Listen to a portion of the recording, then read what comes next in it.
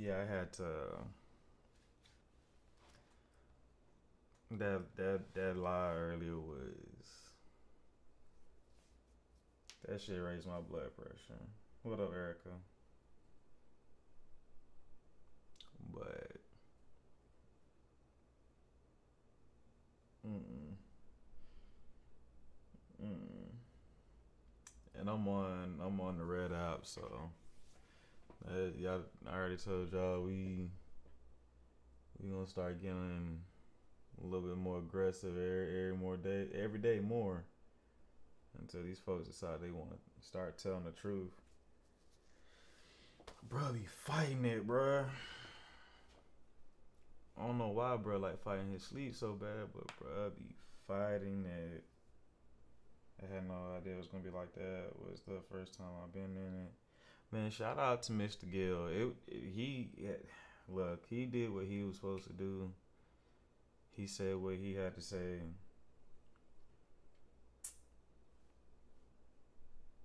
But I lose hope for humanity. Every single day we move forward. Um, man, you said your daughter used to be the same way. Yeah, it is.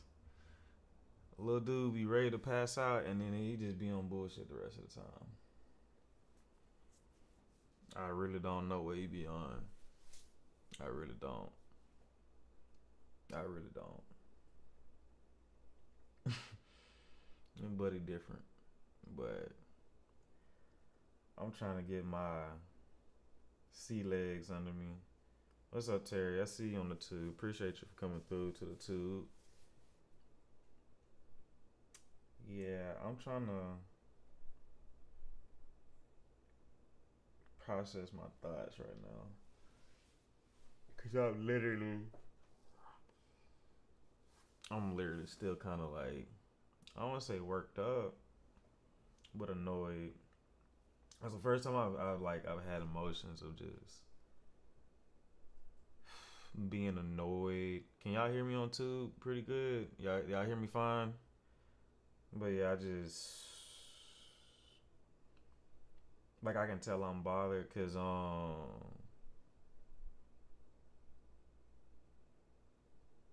like my heart rate already is like angry. I'm kind of upset because I thought I was gonna catch Asia. I was like, yes, finally. And I swear now it be looking like I be pump faking. It definitely be looking like I be pump faking. Info gotta be good tonight. Yeah, technically. I'm sorry, TikTok. I'm gonna go up for a moment because I need to start uploading a video from the live that we were in earlier. So give me one moment. It's gonna say it's paused, but I'm still here. Give me 1 second. Yeah, that shit had me like I don't know. I don't know. At no time do I ever feel like I'm stupid. Damn, I didn't realize I was recording for no 27 minutes. I don't even think it was that long. Not that lie was a lie. I don't blame you. What's up, Juan or John? What live? So hold on, cause I got 1 minute remaining. Like I still got anxiety, I guess. I think that's the feeling I'm feeling right now is anxiety. Um, yeah. What happened? I missed it while switching. You didn't miss anything. I'm being slow right now. I mean we had we had people that were very ghostly looking saying that they were mixed. Like I said, this shit raised my blood pressure, bro. Like I feel like I got high blood pressure now, and I've never had medical issues. But I dead ass like that shit raised my blood pressure. Like I'm not even bullshitting y'all. In the live earlier, not in my live earlier. It was, oh my god, it was a lady that was cosplaying as if she was an ally to our community, and ended up being the opposite of an ally. Like I ain't gonna lie, that's why I have anxiety right now. Like my blood pressure is up because it's like I be fighting to bridge the gap between people, and then when people like that come up and just say straight bullshit, I'm gonna show. That's why I have to upload the video. Matter of fact, I think it's uploaded because it just like I literally feel like I have anxiety because that's how much it kind of pissed me off, and I'm not even trying to like be dramatic. It it aggravated me that they was playing with Asia like she was stupid. Um, like so I'm gonna kind of break down what happened in the live earlier. One of the kinfolk told me, hey, it'd be beneficial to listen to one of the people from the Cajun Navy, and now you good, Cash. I appreciate you for doing it. Um, I'm sorry, I really have anxiety right now, and I don't even have I don't have anxiety issues, but I legit like I can kind of tell. My hand's not shaking, but I can tell. Y'all like it's that ass whooping you get before you get your ass. Like it's that feeling you get before you get your ass whooped, like when you was a kid. That's the type of like I feel nervous, and there's no reason for me to be nervous. But yeah, she told me, my bad. One of the kinfolk told me just to like interact with this person. I can't remember exactly what his name is, but Gil. She was like he's from the Cajun Navy. He actually was there with the process of Nolan and blase blase blase. And so I was like, cool. And so then she finally told me, oh, he's live on this, because I told her like let me know when like he's live or whatever. She was like, okay, hey, he's live over here with this person. Mind you, I'm having a very neutral mindset. Like I'm not going in there like, oh, I'm walking into allied territory, or I'm walking into like hostile enemy territory. Like that wasn't my impression. What up, kinfolk? What's up, Simple? What's up, Brittany? It was that bad. Again, I might be exaggerating, but I'm gonna talk y'all through it. Lord, that was the wrong words. I'm gonna tell y'all what happened, and then I'm gonna show y'all what actually happened. So so I get in there, and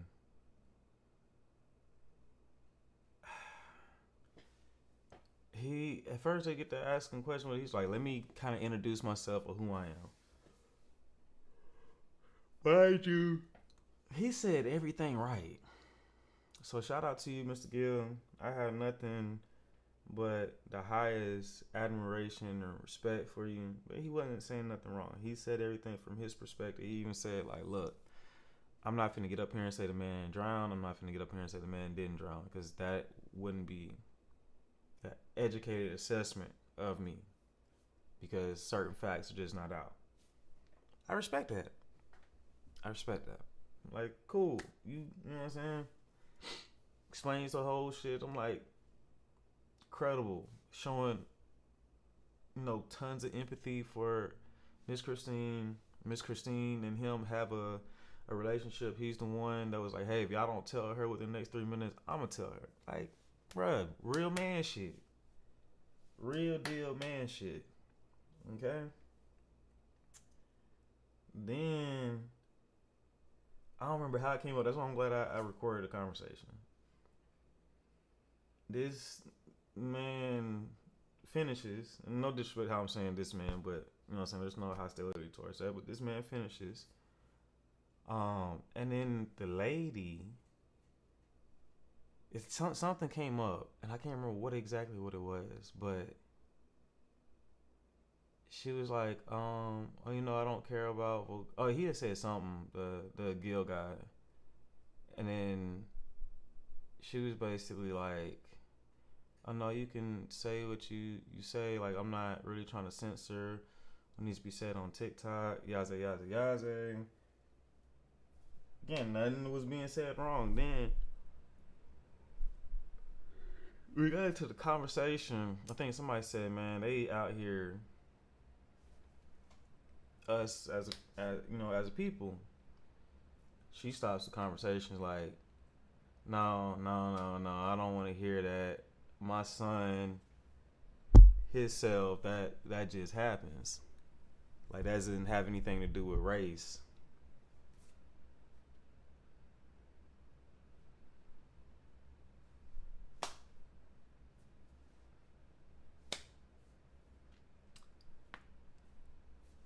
So your son himself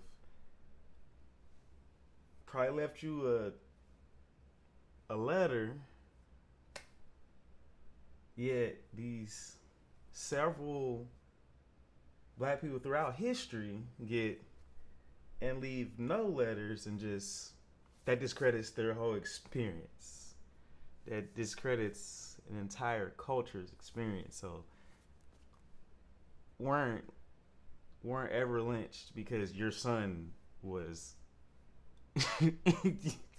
so so that was already the first thing that I was like, ooh, okay, keep your professionalism. Then, mind you, this is a person that is literally the color of snow, and says, "Yeah, I don't do the race baiting or anything. Like, my you know, I'm a mixed people. You know, my melanin just ain't, you know, it's not just as present. I'm just like." She's like, my grandma was black, and I'm like, your grandma must have been like 25% black.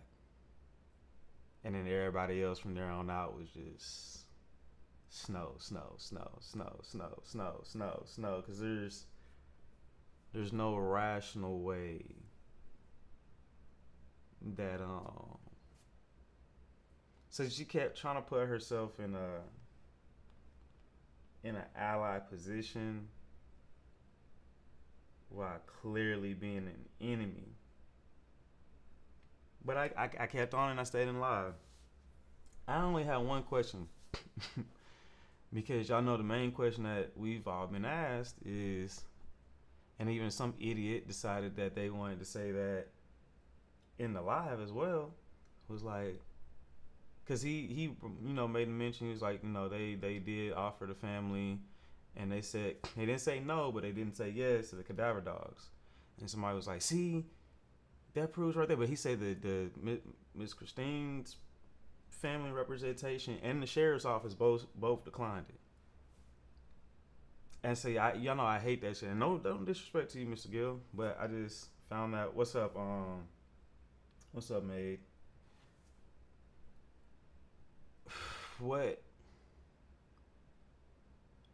threw me off is like people in the comments like, yeah, see, they didn't want any help.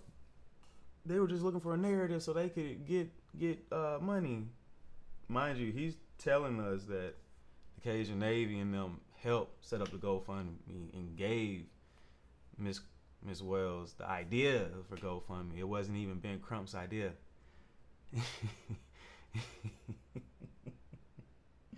What's up, Teresa? And so I asked him in the comments because everybody started misconstruing what he was saying. And I asked the question 3 times, and he finally seen it because I just didn't want to get on the live because I knew I was gonna be disrespectful. So I knew better. And that it's not about me, but I would have gotten very disrespectful, and I know me. But he answered the question. He said, well, no. He was like, we didn't have any authority to do any searches. Like that would have been, the police would have done it. I said, boom, thank you. That's all I need to know. Y'all have a good night. So I got the F up out of there. Well, I sent Asia to live just because I wanted her to experience what was up there. Asia was bold. She was like, shit, I'm going up there. I was like, she telling me to get my ass. I'm like, I'm not doing that. I'm just not entertaining it. I'm not doing it. Against my better judgment, I still took my ass over there. Still took my ass back over there. By the time I got back on there, the conversation had moved to people reaffirming their racist ideals. Because at this point, that's what I'm going to call it. And what was told to everyone or asked a question was, oh, if they wanted the truth, why didn't they get a toxology report? Like, why wouldn't they get an independent toxology report if they didn't trust the autopsy report? And so Asia's like explaining something completely different. I'm like telling Asia, like, don't even worry about that shit. Like, that conversation is what I be telling everybody is a distraction. It's deflection, because there's absolutely zero reason why the family would get a toxology report. Like, there's no reason for a tox report. Why is that? Why am I saying there's no reason for a tox report? Because I see somebody left a comment on my video saying I'm an idiot, and I'm just like, the guy that you're not anywhere qualified near to is the idiot. But I said, tox report tells us if he had alcohol, if he had any substances, or if he was poisoned. If we're being told that he drowned, there is zero need for an independent toxology report. You will want a toxology report if they were saying he OD'd or was poisoned or had too much to drink and, had alcohol poisoning. If they didn't believe that those findings weren't true, then you would get a tox report. You know what I'm saying? However, if you tell me that person is drowned, what is in the contents that caused them to drown are secondary, not primary. Therefore, I wouldn't care what's in the toxicology report. However, if you tell me my kid drowned and I don't believe you that they drowned, well, I would get a second autopsy. So I think it's very respectful and very telling that the family said, let's not waste anybody's time. A smart attorney and pathologist would tell everybody, don't waste your time, because whatever the state did on the tox report doesn't really add to a difference of what we need to find out if you drown. If you drown, then cool. Here's the reason why you drowned. Secondary. It's not primary. But if we don't believe the primary, then I need a second opinion on the primary cause, not for the secondary. And these idiots argued with me and said I was the idiot. And I was like, how am I the idiot when you can't comprehend that there's zero need for a second tox report? Okay? So, I was absolutely floored. I'm not going to say I was livid, but I was just like, and then this lady was like, oh, you're not intelligent. You never went to school. I'm like, Sumo. You ain't, I don't even like pulling the credentials. Let's go pull out tassels. Let's go pull out robes. Let's go pull out decorations. You know what I'm saying? Shawty talking about she had 2 masters. I'm like, show me. Show me you got 2 masters. I don't even believe you when you say some shit like that. Like, you know what kind of special group? You wouldn't be on fucking TikTok with 2 masters in the background. So I was like, so what did you get it in? It wasn't in STEM. Because if it's not in STEM, shut the fuck up. So people forget you can be educated without going to school. I don't believe that. I don't believe that. I don't. I think you have a very limited form of education without. That's like saying you could be educated being not ever going to school. I can't tell you how many people say, oh, I can just Google it, and they go Google some shit, and because I did go to school, I'm like, that shit is, you're so fucking far off. Like, you're so off. Like, Google is not going to tell you everything, and the whole point of education is knowing how to research. Yeah, most people just take the first site that they find off of Google and take it for fact. Like, prime example, if you don't go to school and you take a African American humanities class, right? Then you don't understand Niger. Because if you go look up the word Niger on the internet, it says to be Niger.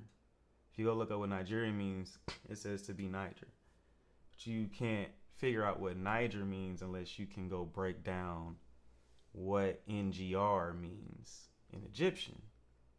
Again, that takes a very thorough type of research to even know that Niger is an Egyptian word and that vowels didn't exist in the Egyptian language, therefore it would give different sounds.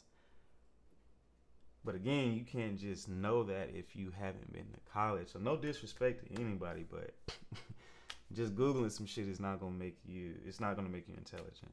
I'm just, especially not like, for example, somebody that has their PhD and anything medical is going to floor you with facts. Because I can't even let enunciate medical terms. That's something you go to school and specifically learn in medical school on how to say those terms. So, anyway, I'm going to show y'all a part of it if y'all want to hop on to the Red app to see. I think we got like 30 people over there, and I'll get into the main topic. I just had to talk about the bullshit that was talked about today, because I'm just like, America has failed. Oh, I'm extremely annoyed. I'm like at that point where I just want to beat ass. I ain't gonna lie to y'all. Like, cause that's the part where my ignorance starts to pull out. Cause it's like, if I can't use intelligence to get shit across to you in that thick ass, empty ass skull, then like that, my primitive side has no choice but to come out. Cause it's like, okay, if I can't use common sense if I can't use information and facts, then what the fuck can I do? Are you live over there now? Yeah, I'm over there. If you just click the link in my bio, it'll take you straight there.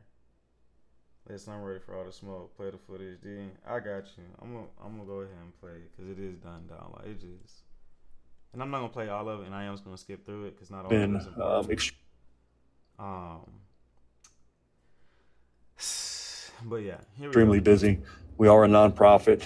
We do disaster recovery work, disaster response work, search and rescue, search and recovery, as well as non-disaster, feel-good humanitarian stuff, right? So just last month in my little hometown, the parish I live in, we gave over 100,000 pounds of food away, right? So it's, last year we gave away close to 600,000 toys in our annual toy drive in 86 locations.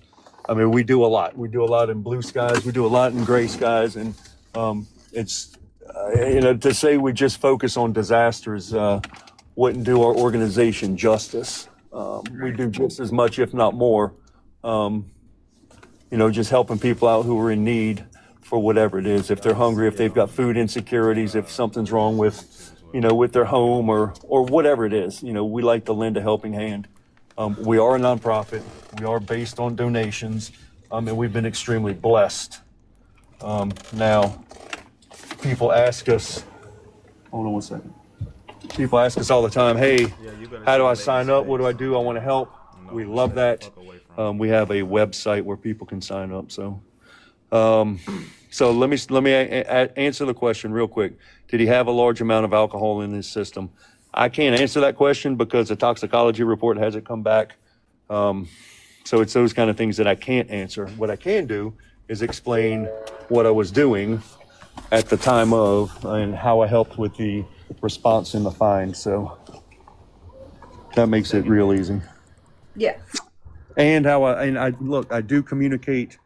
I stay in communications with the mother. I was there when he was found.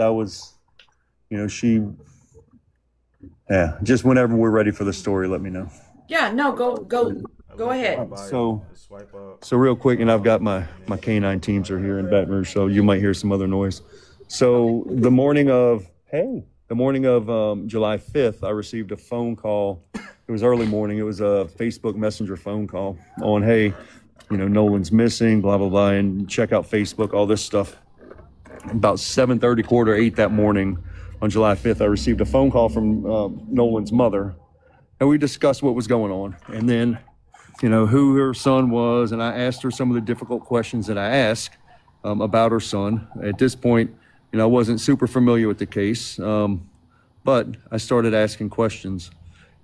I then told Nolan's mother that I wanted to memorialize our conversation. I wanted to document it, okay? When I say memorialize it, I wanted everything in text message. So we started communicating in text message, or we'd have a phone call and I would go back and say, as per our conversation. Just because I like to take notes. I'm glad I did. So she gave me the basic information. This was Sunday morning. I immediately deployed out boats.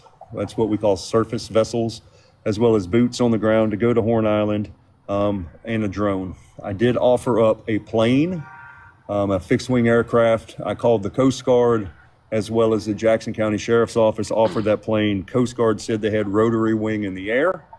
When they had the rotary wing in the air, I immediately said, great, I don't want to have to deconflict airspace because Horn Island, that area is small.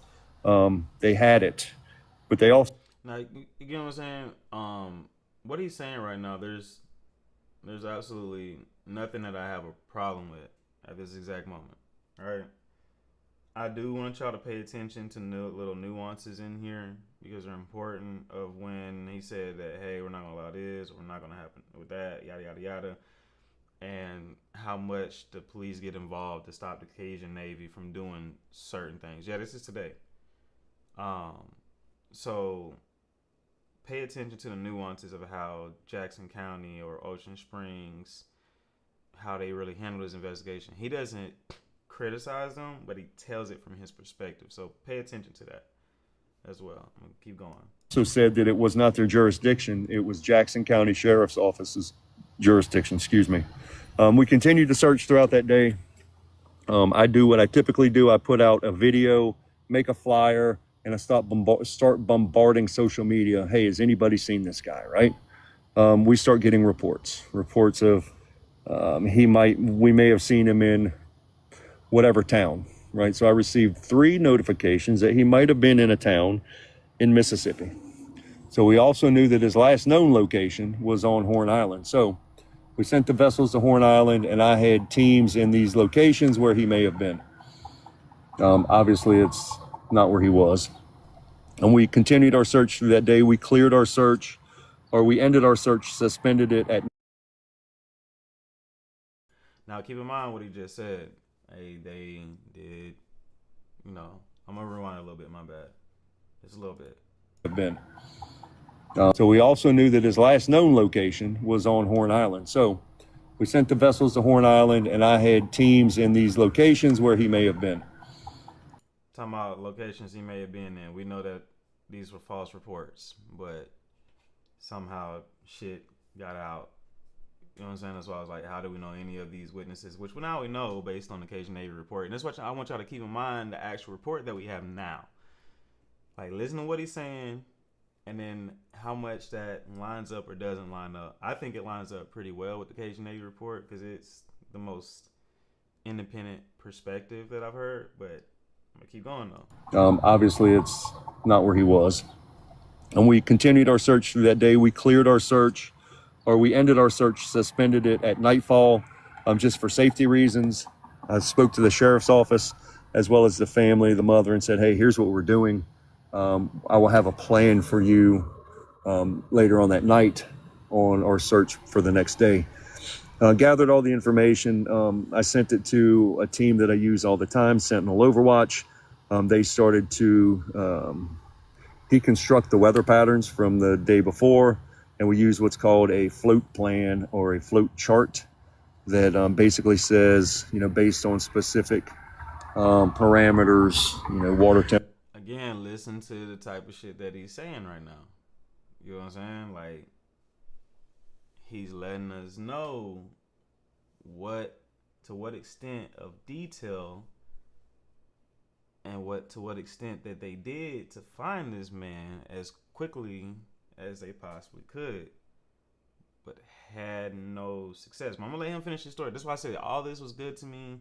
Whether you find him credible or not, I find him credible. I had no problem with his story. And I noticed as the bullshit went through on the night, the quieter and quieter he was. So I'm gonna keep going. What's up, Pilot? Temperature, body mass index, the potential for alcohol, height, weight, all that, when a body would float. And then we looked at currents, tides, wind, wave action, all that. And we developed a plan, a grid search. I submitted that to the sheriff's office and said, we're putting a plane up in the air at sunrise, and we'll have boats on the water, boots on the ground. That next morning at 06:35, we had a plane in the air. That was Brian Trasher, our executive vice president. He was in the air. He started the grid search. We went from south to north because there was a prevailing wind. I was on my way there, and I was in constant communication with the sheriff's office as well as the mother, and told her what was going on, where we were at, how we were searching. Then I told the sheriff's department, hey, I'm on my way, be there, 20 minutes, 30 minutes. My phone rang. It was the sheriff. He called me and said, you can send your planes off. This is 8:30-ish, I believe. They had found a body. Didn't say it was Nolan. You kind of have that feeling. I told the sheriff, I said, I didn't ask him. I said, if you haven't called the mother, you got about 3 minutes because I'm going to call her if you don't. My phone rang as soon as I hang up, and it was the mother. She was supposed to meet me at the boat launch at the Tactical Operations Center that was right there at Lake Mars. She was in tears. My first thing to her was, I'm assuming you heard. She said yes. We didn't discuss anything. I asked her where she was at, what her ETA was. She was about 25 minutes out. I was about 5 minutes out. So I get there, and I received pictures from our fixed-wing aircraft at that point. I looked at the pictures. I observed a body. Went to the sheriff's PIO as well as his chief deputy and showed him the pictures. I said, here you go. Here's what's out there that the park ranger found. Nolan's mom pulls up with Mr. Elmore. She gets out the car. I am easily recognized. I'm a big old guy with a big beard. She runs up to me, gives me a big hug, basically collapses in my arms. It's one of the most beautiful moments you can imagine. We sat on the parking lot, sitting up against a tire, and we cried. We cried together. And Mr. Elmore, I've got the mad respect for this man. He was extremely stoic. He's an extremely stoic individual. That's the only thing I can describe him by. He's just a big fella, nice guy. He doesn't say much, but he was there to support his wife. He knew what his role was, 110%. And I give him mad props for that. Again, we cried, and I remember telling the mother, she's like, why, God, why? I said, ma'am, we'll never know why. And I told her, I said, the one thing that we need to all be thankful for, and her especially, is be thankful that we had him for the short period that we did. 18 years is not a long time, but just be thankful for that time. Some people get a little upset when I tell them I told her that, oh, you're fucking crude and whatever, blah, blah, blah. I'm like, no, I believe in the Lord, and I believe that we all have, we're here for a reason. And I told her, I said, we'll pray. And we prayed, and we sat there, and it seemed like a long time, and it really wasn't. It was probably 15 minutes. The sheriff tried to interrupt us a couple times, and I pushed him back, and rightfully so. It was the beginning of a very difficult time for the mother, right? Yeah. You stand up, people start coming up, and they had a roadblock. Family starts showing up. We had discussions with the sheriff's department. Hey, what's the next step? He describes what it is, and they remove the body from the island, and they brought it to a secondary location. They wanted to bring the family to the coroner's office. Christine looked at me and wanted me to be a part of that, which I was extremely honored and humbled to do that. I went to the coroner's office with them. Which I want to say, this is me actually recording this, so you'll see there's a certain point. Like I try not to say anything the entire time, but you'll see there's a certain point where I'm like, yeah, now I gotta ask a question. So you'll start to kind of see even in my pattern of typing how I'm like hesitating, but then I'm getting aggravated. But again, it wasn't necessarily at him; it was at other things. So, The coroner, who is an elected official, and remember, in Mississippi, you don't need to have a medical degree to be a coroner. They say you're alive or dead. That's it. They're not a medical examiner or a pathologist. I was 50-50 on that. Like, that is true. I think that needs to change, but that is true. What's up, Johnson? So, I didn't necessarily have a problem with this, but I have a problem with somebody that you'll get what I'm saying. But I don't think it's unusual. I'll say that. You see what he said. He sat us all at the table, and she asked questions. She asked, what kind of condition is the body, and can I see my son? Is it my son? And the coroner said it's 99% your son. I'm almost positive. He wanted to take DNA, just to be sure, but everybody knew. He knew. He did say, and I've explained this to the sheriff's department as well, that his initial observation, there were no signs of foul play. That being said, that would, to me, and as I took it, no signs of blunt force trauma, nothing that appeared to be like there was foul play. Correct. Okay, was it right for him to say it? Is it not? It doesn't matter. It's what was said. That wasn't really. It was a strange time, right? So, Empress, we are currently listening to one of the Cajun Navy people just tell his perspective and replaying the events of what he's seen go on. So this was in a live earlier today, like literally maybe 2 hours ago. Mm-hmm. I like to ask questions, and I did, and I asked the questions. Hey, exactly lay the process out for the family, because this is a lot for him. You need to be very clear, and he did. How the body was going to be shipped to Mississippi, Jackson, to the crime lab, so on and so forth. We left there. We did not observe the body. Went to the house. I went to the house with the family, and okay, there's a BS in the comments, so come up and tell me why BS. Yeah. So go ahead and request up if you don't believe Mr. and Gill. Alabama, and let Alabama come up as well. Yeah, absolutely. Sorry, I gotta get my pettiness out. Old Louis Griffin ass knows, boy. Goddamn. So again, and I'm just giving you the replay of what happened. Sit at the mom's house, help them, and I start to describe and explain, hey, here's the process as I know it, what's going to be coming up, what you might be up against, and what you might have to experience here in the next few days. And I explained to her the need for a GoFundMe, because there'll be some, okay, thank you. She explained it. So the need for a GoFundMe, the need to monitor social media, and be careful with social media, because you're going to hear all kinds of things left and right, and it brings out the best and the worst. And we discussed things. She asked me to help her with her social media. I did. I wrote the narrative for their GoFundMe. But I also told her to be very careful with that, because there will be people who are out there to profiteer off of it. My organization, the United Cajun Navy, we don't ask for GoFundMes. We'll share it. We don't want any of the responsibility of where the money goes.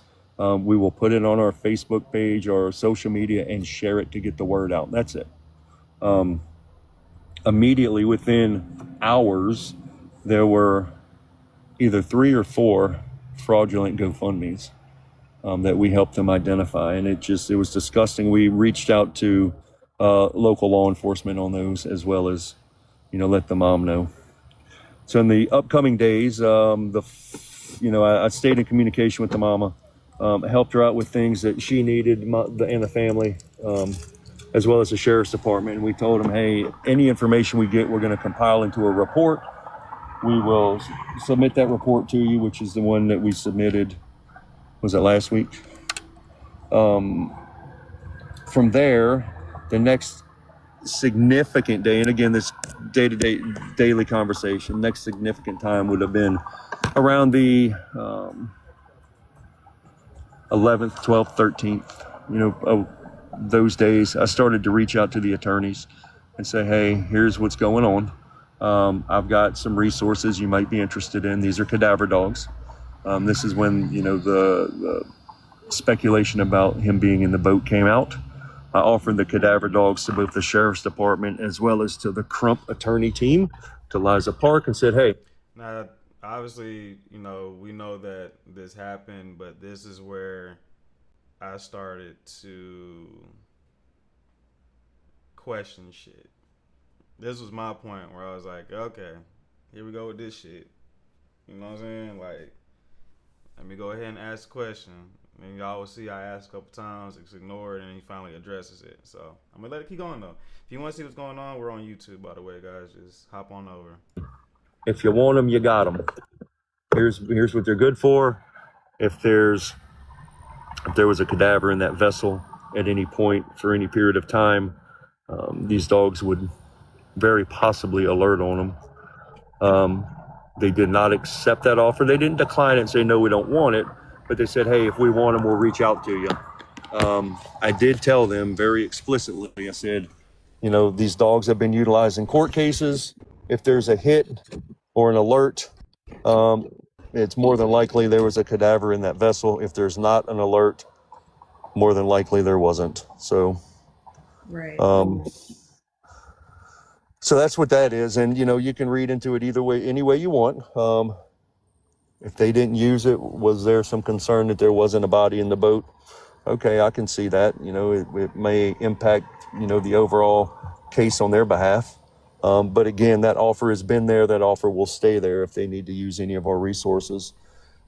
Now, like I said, I give him credibility all the way up until that specific point he tried to make, because that wasn't a neutral point. That was a pointed point. And that's where I say, okay, I gotta challenge that. I gotta challenge that, because, and y'all know why I have to challenge that. But I'm gonna keep going, because if you're on YouTube, you'll see my response, and you'll see how I think I asked the question at least 2 or 3 different times. They finally answered it, and I was like, okay, bingo, I'm out. That's all I need to hear. Did offer the day of. Let me step back. So on the 5th, we did not put an airplane up. I did offer, because I knew the plane was going up on the 6th. I offered it to the mother and the father. I said, look, if you guys want to go up in the plane, I'll be more than glad to let you. I can set it up for you. But I also gave them a comment. And I said the same thing about a boat ride, but I did give them a warning. And I do this with everybody. I'm going to warn you, if you go up in that plane, there's no telling what you'll find, what you'll see. I have to make that offer to you just to be fair, but also I need to give you a heads up just to warn you that it may not be the best thing. I know you want to be a part of it, but you can do a lot more on ground than you can up in the air in the boat, from safety perspectives as well as... The person speaking is one of the volunteers from the Cajun Navy that was a part of the search and rescue effort for Nolan Wells. Mental well-being and mental health perspective, right? Right. She didn't accept that. I did offer her, that morning after the coroner said he was pretty sure it was a positive identification, I did offer to show her the picture that I had. I'm not going to send it electronically. I'm not that guy. I can't do that. She didn't want to see it, and I'm glad. And then I offered it again, 2 weeks ago, to sit down with her. when she was ready. And here's a picture. It's a picture. That's it. I just want her to be mentally prepared for that. Can't Right. see a face or anything. And it's me being who I am. You know, I'm very transparent and open. Now y'all see me bring up the messages, right? And you see I'm hesitating like a motherfucker. So this lets you know like what kind of state of mind. Like I'm trying to put you guys in my perspective of like I'm trying to be fair. I'm trying to let him get through his story and explain everything. Like you see my little pad come up where I'm like, yeah, it got me fucked up. So that's why I say like being on YouTube right now kind of shows you where I'm, I guess, trying to be objectively fair.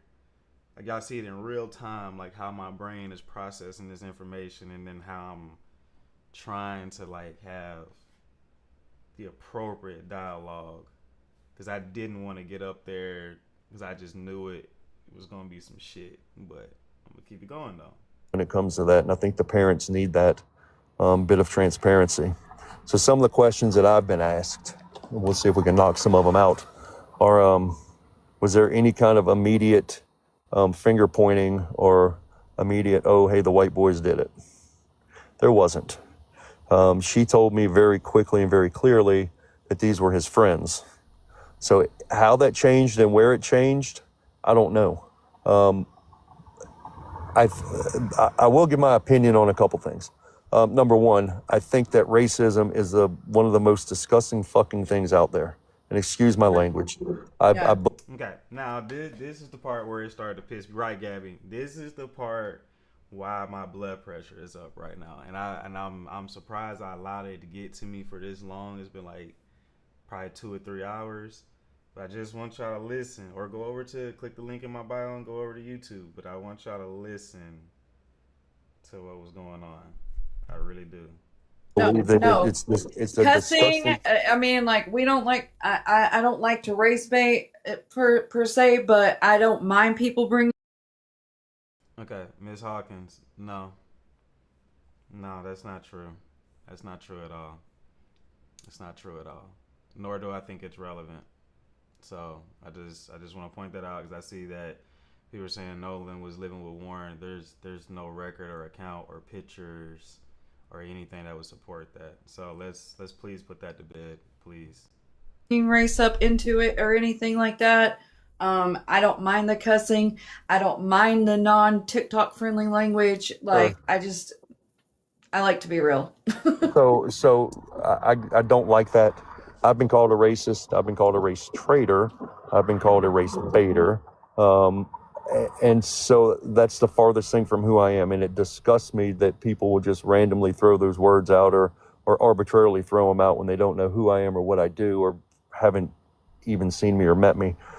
So I don't know where that's coming from. I do know that it's a problem. I do know that it disgusts me because this country doesn't need that. We need to come together.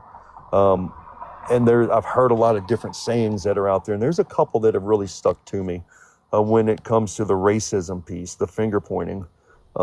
We don't need a revolution. We need an evolution, and the evolution needs to be, hey, we may look different, have different skin tones, whatever, different kind of hair, but we still need to be civil and adult to each other, right? Right. That hatred's got to stop. It really does.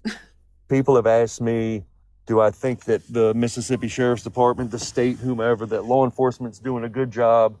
Do I think they bundled it or, boondoggled it, whatever the words are?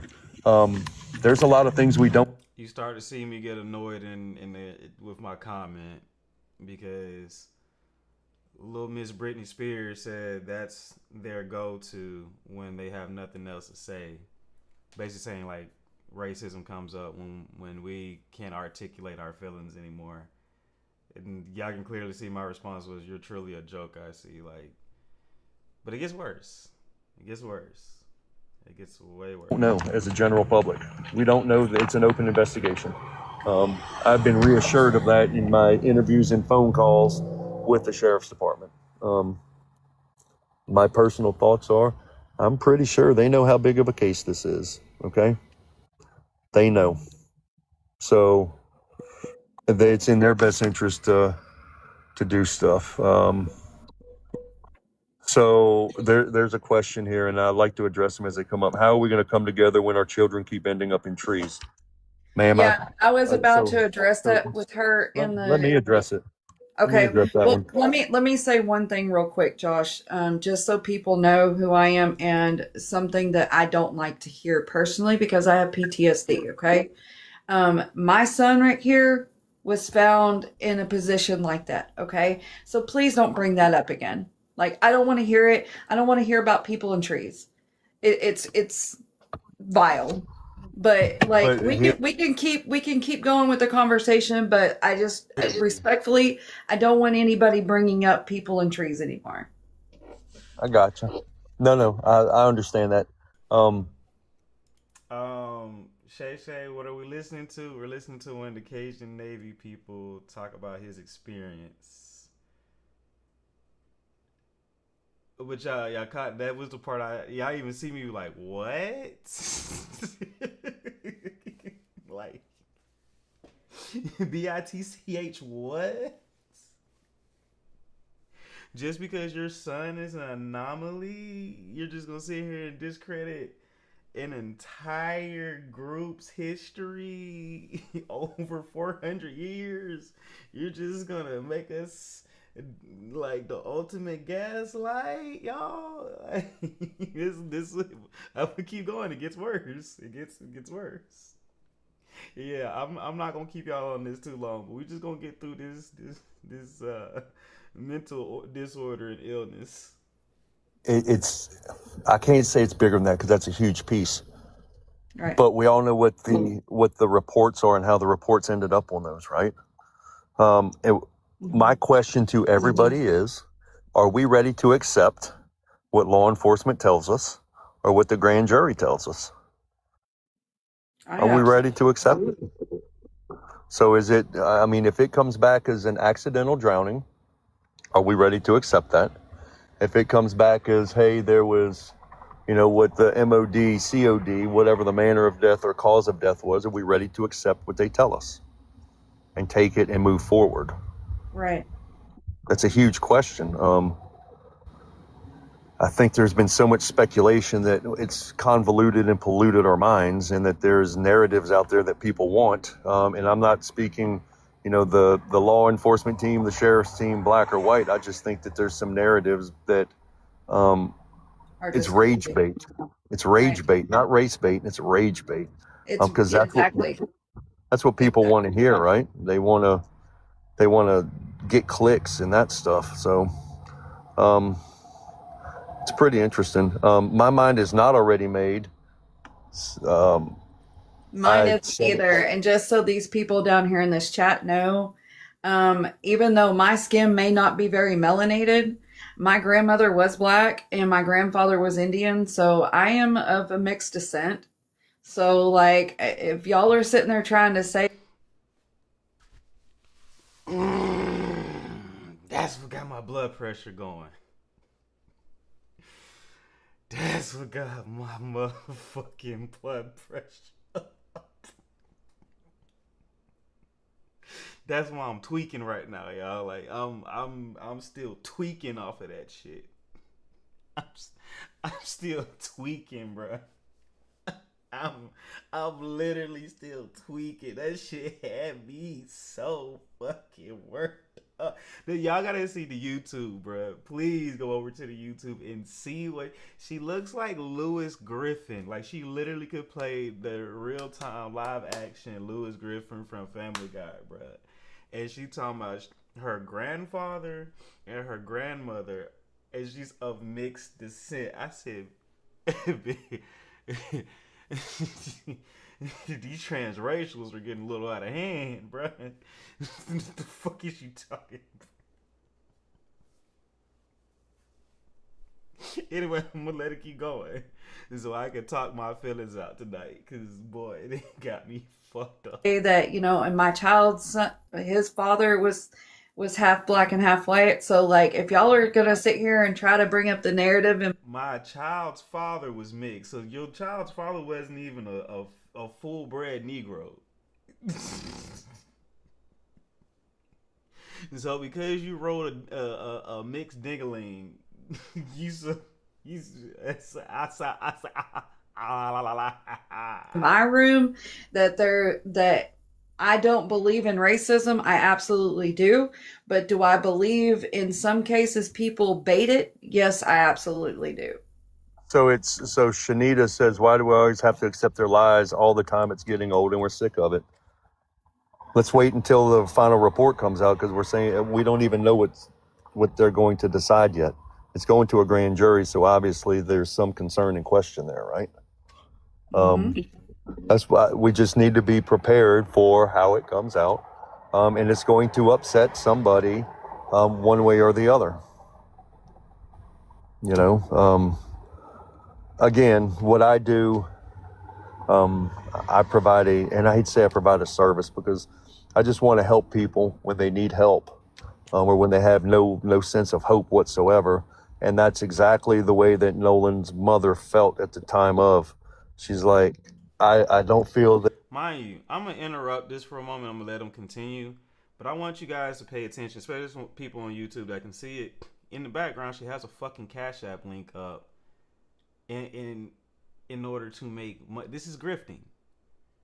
You have your Cash App link up so you can make money off the back of a black man's death. This is why I said pay attention when people are trying to make money off of our tragedy, while simultaneously trying to convince us that they're allies. The sky is fucking green. Start calling this shit out.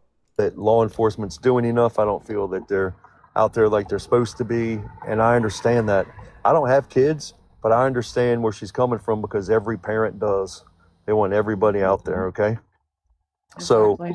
So there's a case, and I talked to the mother today. They closed the case. They said it was an accidental drowning, and this will be 10 months ago tomorrow. They still haven't found her son's body, but he's out in the Atlantic Ocean.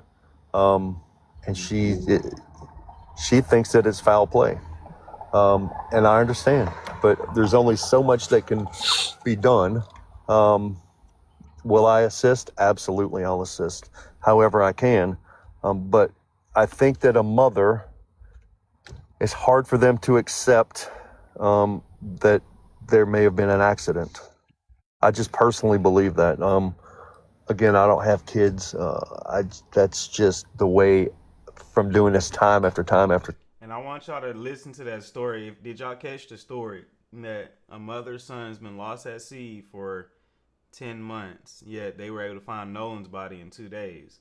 See, they can see that, oh, accidents happen, but they can't see that if an accident happened, you're probably not going to find the fucking body. And if you do find a body, it's not going to be in the same fucking spot that it was when it was. But I digress. We're going to listen to the last little bit, and then I'm going to move. Time, there needs to be a bad guy in it, and that helps the parents. Right. And I feel like personally that it's not going to be the bad guy everybody thinks it is. At the end of the day, do I think that there may have been some kind of foul play? Yes, I do, 100%. But do I think it's the kind of foul play that's being pushed out on the internet right now? No, not really. Sure. So somebody asked a question. I want to know if property can be searched by the Cajun Navy, can search property without a warrant. No, we will not search property without permission, number one. But there would have to be a specific process. So what I did was make sure that we offer our resources, right? And these are trained, certified canine units. We offer the resources. That's completely up to the sheriff's department or to the attorneys or to whomever to set forth and make sure it can be done in that proper manner, right? So if they have to get a subpoena or if they have to get permission, whatever it is, that ain't on me to get. That's on them to get. Right. So quick. All right. That is absolutely the only thing that.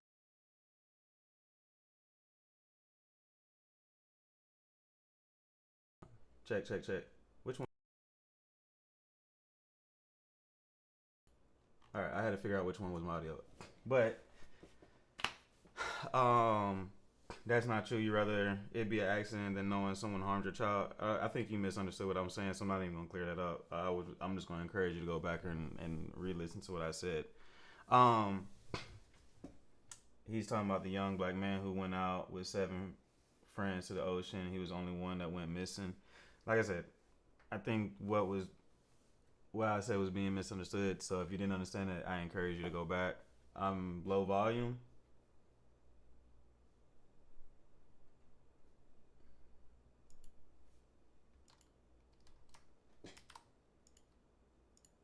We're just gonna do this.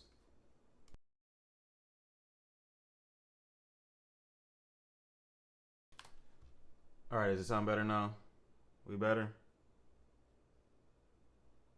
Is it still low?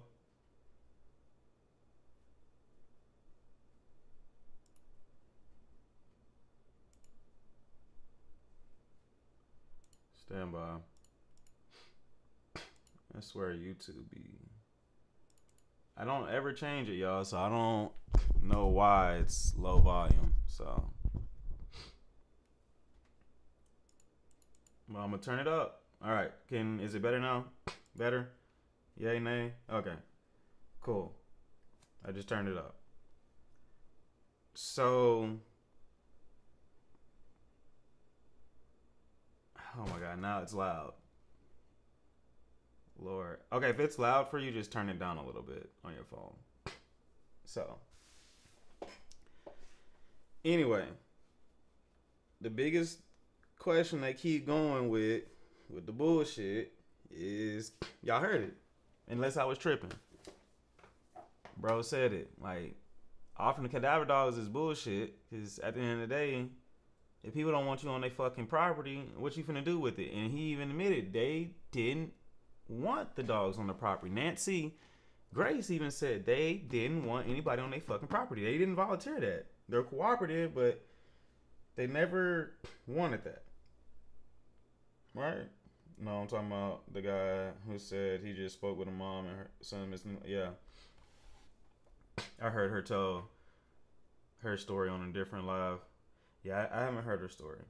I'm just saying, this one situation, one mother can't find her child because, usually if someone drowns, if there's currents and whirlpools and all this other shit, your body can end up any freaking where. Right, they would have to have a search warrant. Yep.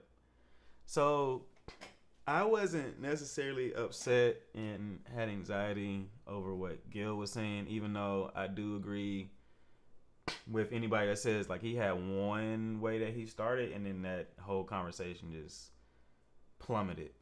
Right? Like, it's obvious he has an opinion that Nolan just drowned because once he seen the body and there was no signs of foul play, he was with everybody else. But just because you can't see it doesn't mean it didn't happen. At what point did they treat it as a potential homicide because he wasn't found in water? They never did. That's what I got from it. They never did. All right. I hate these allergies. But anyway, yeah, being head nose was just, she pissed me off. Like I didn't understand her purpose. You're profiting. She got your Cash App in the background. You said that you're black. You're mixed. There ain't shit mixed about you, baby. There ain't shit mixed about you. Not a single curl. Not a single existence of a pigment. Like, this is the vampire they was talking about in the Sinners. This was them. Like, white as snow. It's no, and this is why I say, like, I be trying so hard not to go down that Dr. Umar road with shit. I really be trying not to be Dr. Umar with the shit. And shit like that just, it makes it hard. But I know there's good people out there. I've seen them. I'm glad I've been able to witness it firsthand. Otherwise, I would be Dr. Umar. I can't, that's me being transparent. Cause that shit, she tried to act like she was an ally so bad, and So yeah, that worked my nerves. It irritated me. um, yeah, yeah. So I'm not gonna give her any more attention. I forgot to block her, but I'm definitely finna block her bitch ass. And I wish her the best in life. I want to say something really ugly, but my spirit and my soul says don't. If they want to say the audio is fake, cool. But you see how I answered that one question, asked that one question, and they didn't say nothing about. Oh, they like this is why I like shutting people the fuck up. Because as soon as I asked that question about, well, don't you have to have a warrant? Nobody asked that question. They went to the toxicology report after that. Because literally, I went in there like 5-10 minutes later, and I don't have that because I was over it at that point. But just know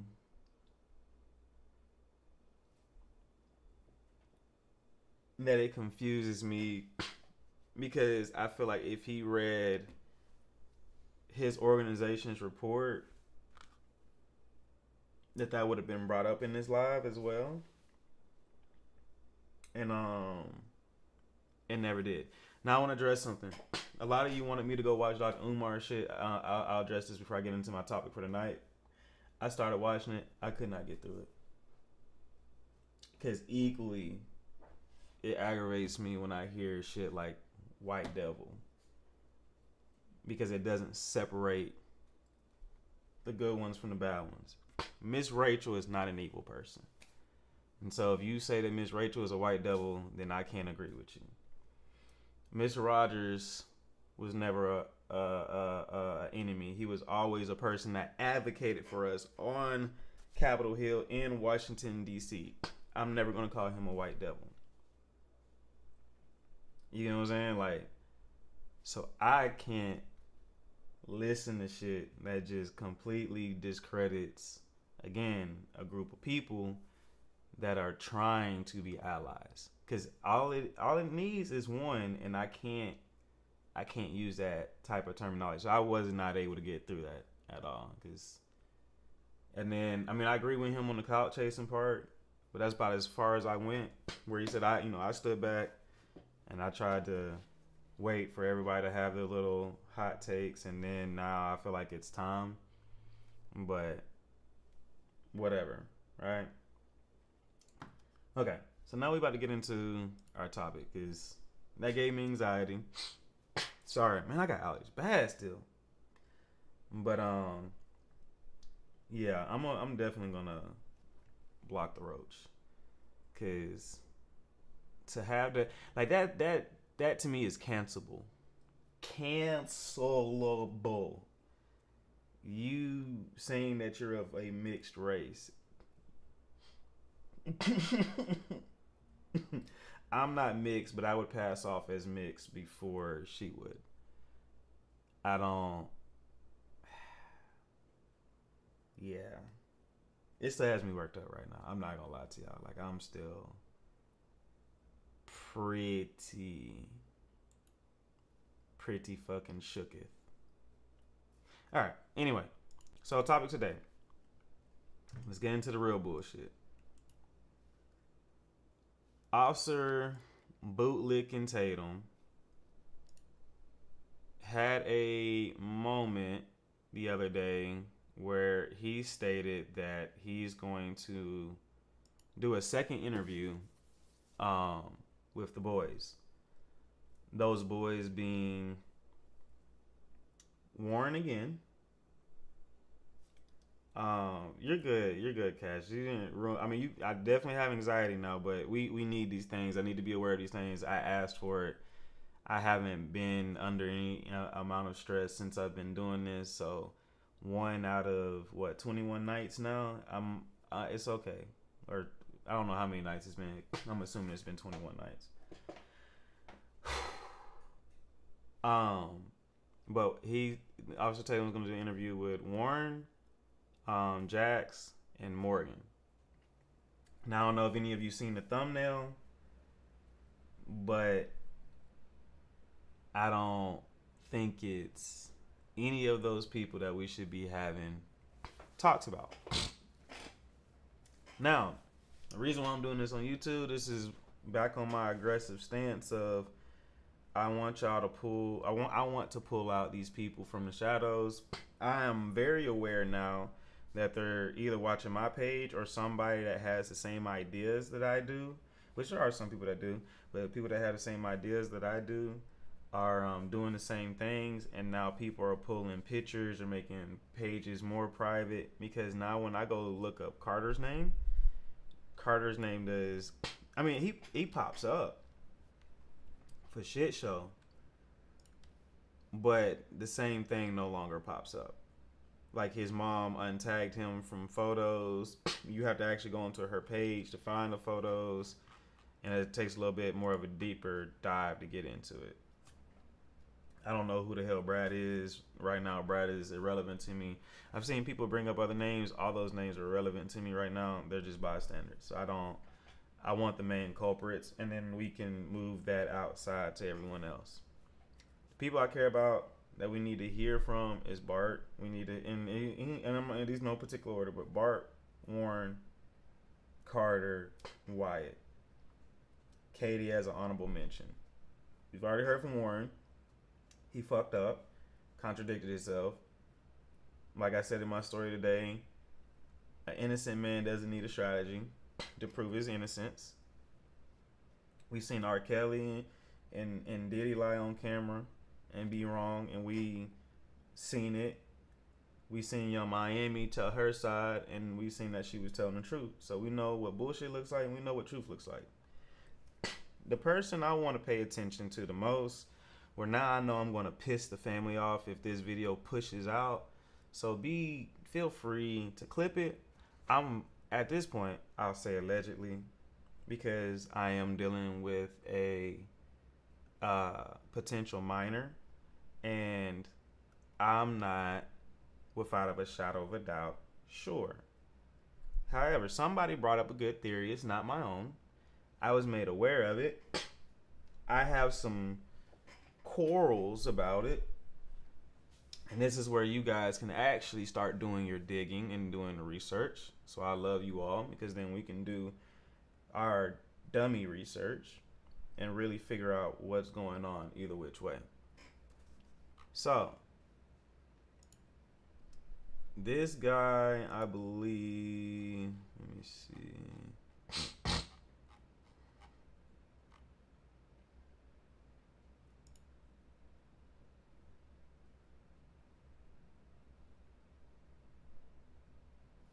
There was another post that was a little bit more clear, because it was the actual post. I think somebody stole the person's original post, and now I don't know if I'm able to find it just randomly on Facebook, because I did have it, but somebody sent me a screenshot, but I don't think I saved it in my phone. Anyway, their theory was that Carter is the one we need to be looking at. Now, I'm gonna be objective here, as I always am, y'all. There's a part of me that it's like, okay, but there's more questions now than there would be answers once you put Carter into the situation. Now, everybody probably has a question: who's Carter? Who's Carter? Who's Carter? Who's Carter? Y'all have that question, right? Who's Carter? Everybody have the question on who's Carter? Yay, Nate, thumbs up if you know who Carter is. Thumbs down if you don't know who Carter is.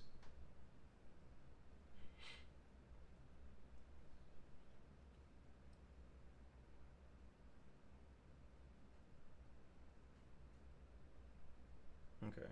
Gabby doesn't know. So yes, Bex. Warren's younger brother, I believe.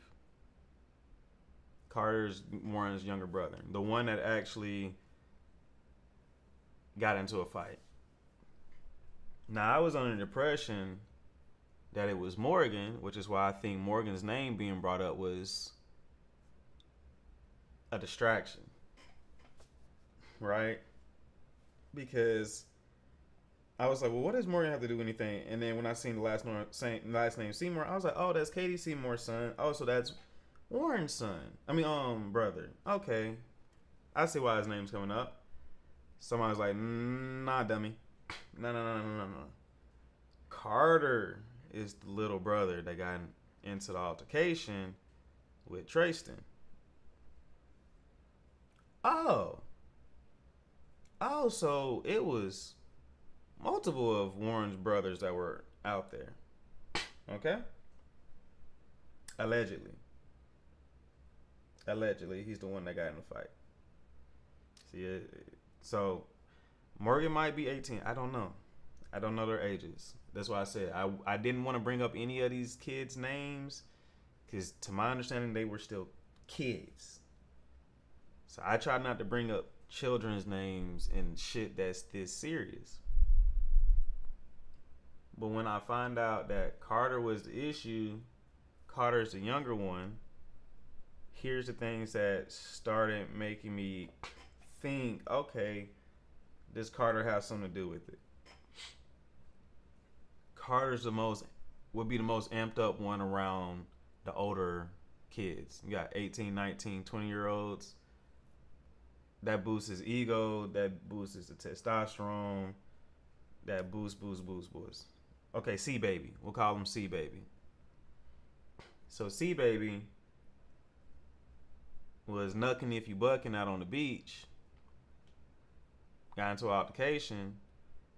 And then allegedly, and I need to figure out the actual facts of this, but it was said that his nose was broke. Now again, I don't have any proof that his nose was broken, but somebody started connecting the dots and they were like, well, this would make sense why there were two different hospitals on the record. Because again, for the police to go to the hospital, there had to have been something at the hospital for them to have to investigate. So I was like, damn, I'm not gonna lie, that lines up. And then it makes sense because I was just like, why? You remember when I was telling you guys, I was like, it just doesn't make sense that Judge Ashley Cole and that Dr. Benjamin Hudson and that Warren were just putting their neck out on the line and shit just wasn't making sense. And Warren at no time brings up the name of his brother.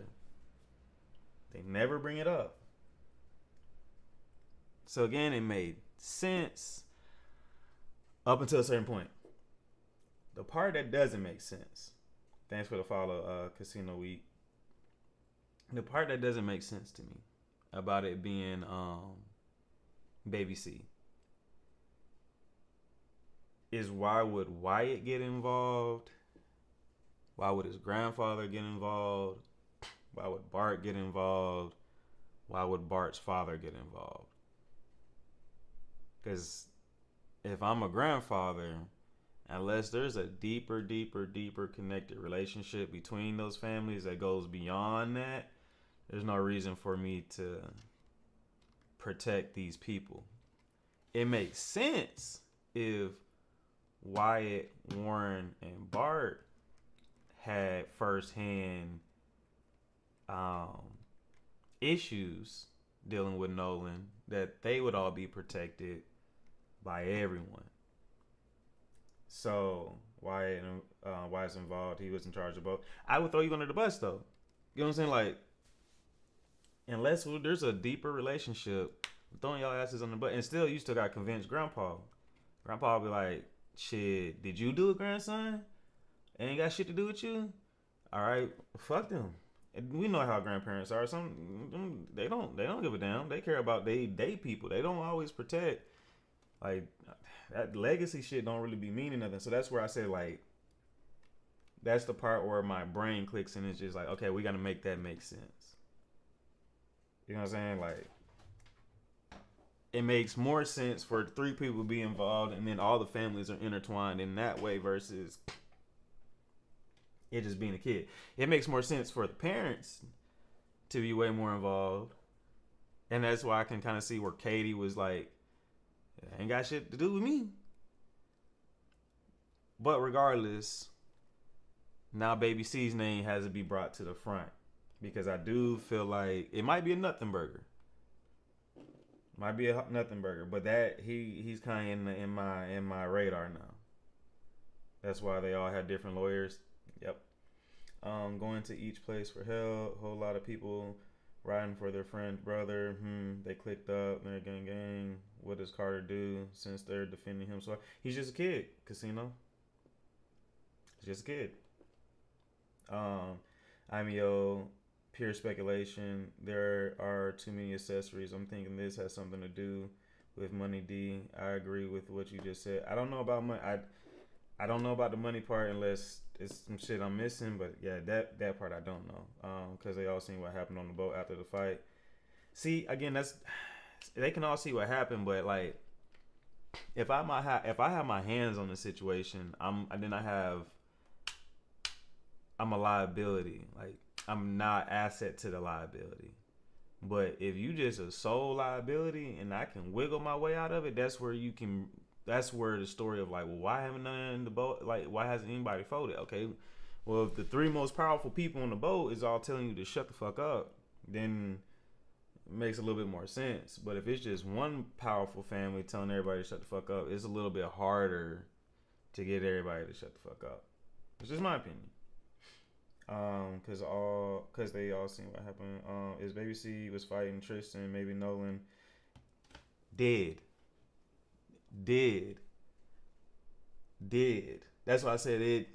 There's something in there, and the only realistic kind of situation that I can think of is that Carter, my bad, allegedly, Baby C was still high off of testosterone, adrenaline, snow, alcohol at 16, 17 years old.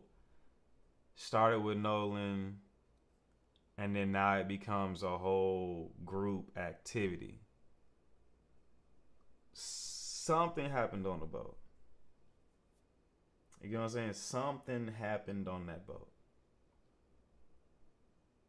I can't tell you what happened on that boat, but I know Nolan was screaming for his phone. You're going to have to prove it wasn't him.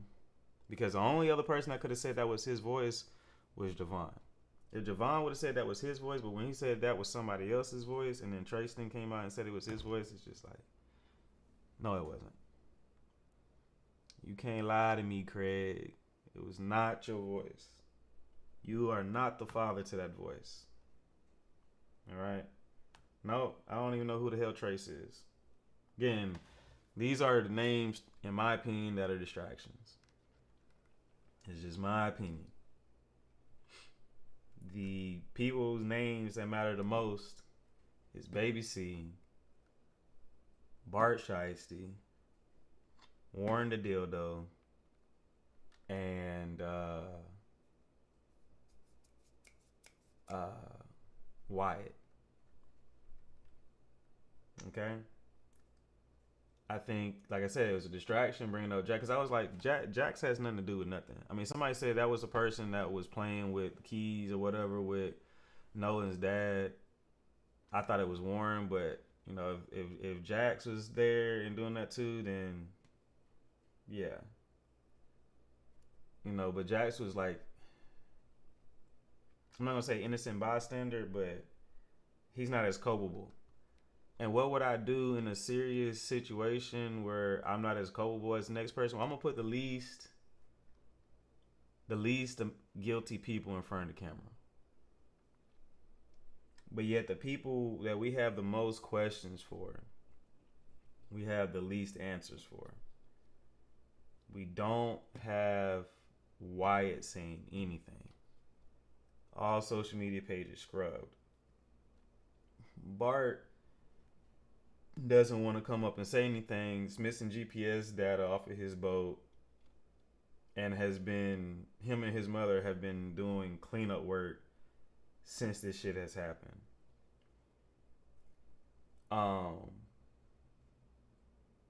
Warren fumbled a whole interview, and now he's gonna spin back around and do another interview that he's gonna fumble. You know what I'm saying? This would make sense why Wyatt would be motivated. Leave Nolan at a minimum. Question: once they got back to land, Warren admitted he separated himself from the party too. He did separate. He did separate. Go upstairs and chat, consult with the parent before he starts. And see, that's where I will say this. Figuring out where they actually went to is critical. I know people have said it's Ava. I don't discredit that it's Ava, but I also just can't say that it is Ava because I don't want to put somebody in that position they didn't have shit to do with shit. You know what I'm saying? Thank you for the gift. I just, if you ain't have shit to do with shit and I can't prove that you had shit to do with shit, then it's hard for me to say that you had shit to do with shit. That makes sense? You only hear Wyatt when they talk about Palm Beach and Triton. Well, we hear Wyatt all the way through because Wyatt's the one that Wyatt becomes culpable. I just don't know why he would become culpable. But again, we got to remember the GPS coordinates. Why did he go to the Biloxi Bridge? Why did he sit under the Biloxi Bridge? And then go in the opposite direction. Like, he goes out of his way to go to Biloxi Bridge, sits there, and then goes back up somewhere else to the truck. There's no reason. Do I need to bring that back up, the GPS data? He was the captain of the boat, Bex, but I when Bart's house is right there over to the right, Lover's Island or Lover's Lane is right there around Bart's house too, just up and to the left a little bit more. So there's like this little triangle where it could have been anybody in those areas. You know what I'm saying? Like, that's weird.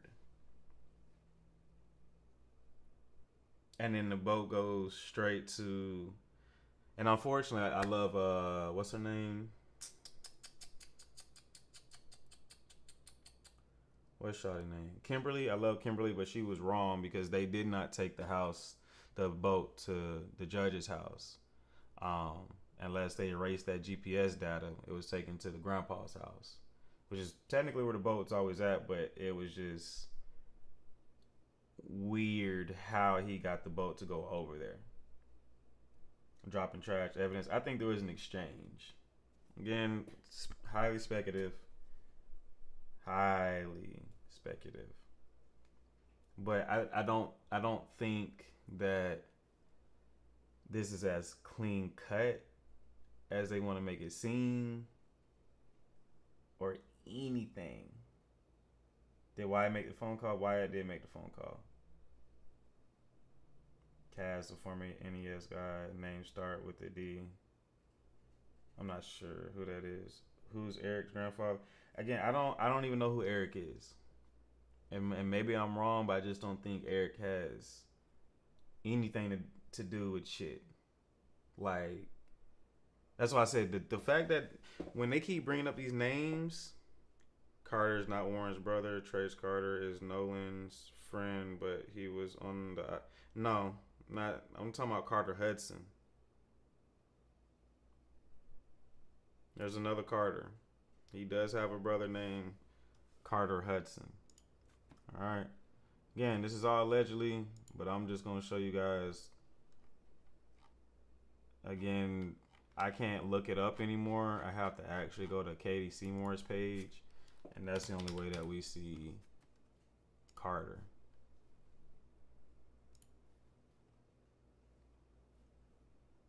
Hold on. Give me a moment. Let me get to the photos. Matter of fact, fuck it. I don't care. So, because they have all this public. If they don't want people to see it, make it private.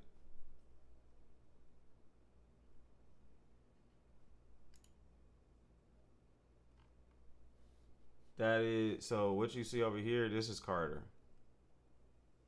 This is baby C, and this is Warren. They're like twins. Literally twins. spitting images of each other. You know? Let me go a little bit deeper.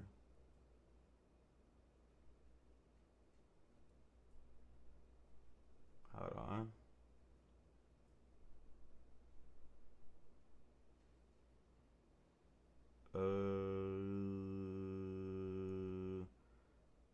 Here we go. Boom. What's up, Brett? So yeah, if you guys go on YouTube, which again the link is in my bio, you'll be able to see what I'm looking at. I know you guys can only hear my voice right now on TikTok, but again, this is all allegedly. We don't know Carter has done anything, but you know what would really help is if I could actually find out if he broke his nose. You know, but that's his brother. So the Trace Carter shit, throw that out. Shit's irrelevant. That's why I said distractions. This might be a distraction too, but it's good to ask questions. Have anyone heard the name of the ranger person who found Nolan's body? We know his name, but again, irrelevant. See, for me, I'm with my background, I eliminate a lot of shit. Like, if it's not a part of the equation, I cross it out. Again, I'll work everything like a math problem. Does that make sense? Like, if the name is irrelevant, I'm crossing that out. If this piece of information is here to confuse me in this critical thinking program, I'm crossing that shit out. Like, I cross out everything that makes no sense or has nothing to do with the problem, and I focus on the problem. So for me, who found Nolan is irrelevant. Who Eric is irrelevant. Hell, who, even to an extent, who drove the Palm Beach is somewhat somewhat relevant, but not relevant. Trace Carter is irrelevant. Don't care about none of that shit. You know what I'm saying? What's up, Bayou, babe? Like, all that is irrelevant. What is relevant is, was Carter's nose broken? Because that was never talked about. When did his nose break? Because then if you got your nose broke by Tristan, then you would have been off the island after that. And why didn't Warren make mention of that? He went off the island. So I don't believe that either one, his nose was broken, or good night, Star, or that if his nose was broken, it was broken later on in the day. Scroll up. Who am I looking for? Allegedly, Bart has two younger brothers, Brooke and Baylor, who may have been involved. I don't even know. What am I supposed to be looking for? I don't even know if it's. Again, I know, because these are kids we're dealing with. I need to have some, and the only reason why I'm bringing this up because it's been the thing that's been said. So I get it, but we got to be very careful about just dragging everything in, because then this gets more convoluted. People get more confused. We start getting on tangents, and the attorneys, quite honestly, at this point, want us to get on tangents. The attorneys quite literally want us to get distracted. The attorneys quite literally want us confused.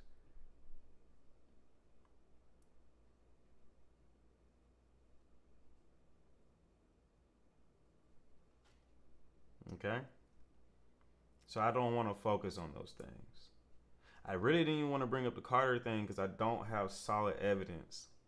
But if his nose is broken, then his nose was broken on the boat. Scroll up to what I said. If they damn near twins, can we confirm that's not him who we think is Wyatt on the boat saying his glasses are broken? I don't even remember seeing or hearing that.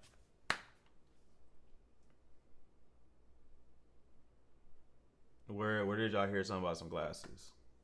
I haven't heard that. Anybody got any information on that? If y'all can point me to an interview. No, like, I mean, a lot of this is hearsay, but I kind of can only take Warren and Tristan's account as a fact right now. The alibi video, you gotta give me a time code because I literally don't remember hearing nothing about some glasses. Warren is the one that was pissed about his glasses being broke in the interview with Tatum. Okay, so let me go look at what you guys are talking about because I honestly don't know what you're talking about. I don't Google things. I told you I don't trust Google. If I can't, sometimes I use it as a reference, but yeah, Google, especially now, Google is taking information off the internet to make people more confused about shit. So, was it in part 1, 2, or 3? It would have to be in part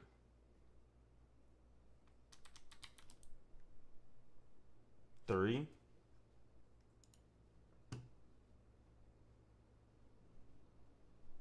Let's just see.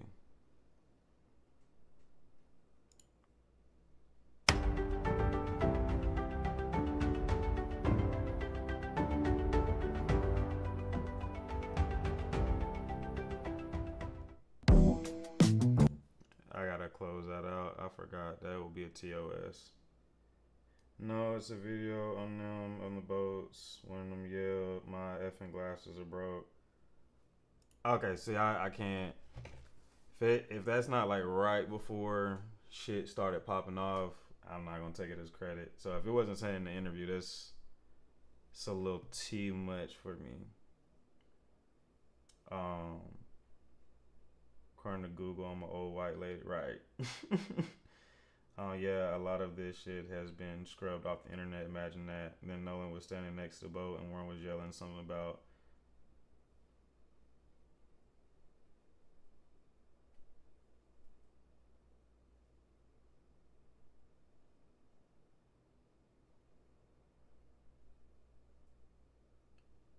I need to see it in the interview, because if he didn't talk about it, I don't, because we don't know what time exactly that they're on the boat or whatnot. Again, I let you guys go onto those kind of roads. I kind of refuse to, just for my own kind of sanity, if that makes sense. So yeah, if it's not in an interview, again, this is what I try to hold my credibility on. And I implore you guys to do that research, but if it's not like in the interview where he goes into detail and talks about, like, he talks about this fight, and we never figure out who the person is that got in the fight. We had to, Houston, like you said, we had to do process elimination to kind of figure that out because we still honestly don't know if it's Carter. Like, we don't know for a fact that's Carter. You know what I'm saying? Like, that could be multiple people. Could be Warren's younger brother, right? And so until we can corroborate some of these things, that's why I said the loose stories right now is like, okay, whose house were they at when they were looking at the fireworks and Warren was talking? Actually, you know how we can actually figure that out? I got an idea now. It just dawned on me.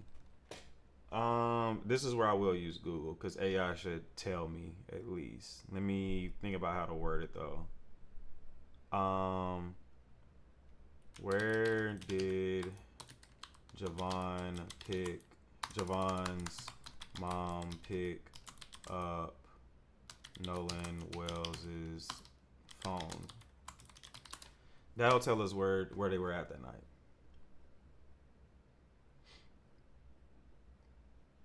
AI doesn't tell me.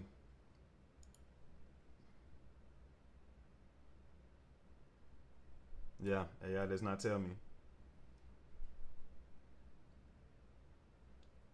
Nope.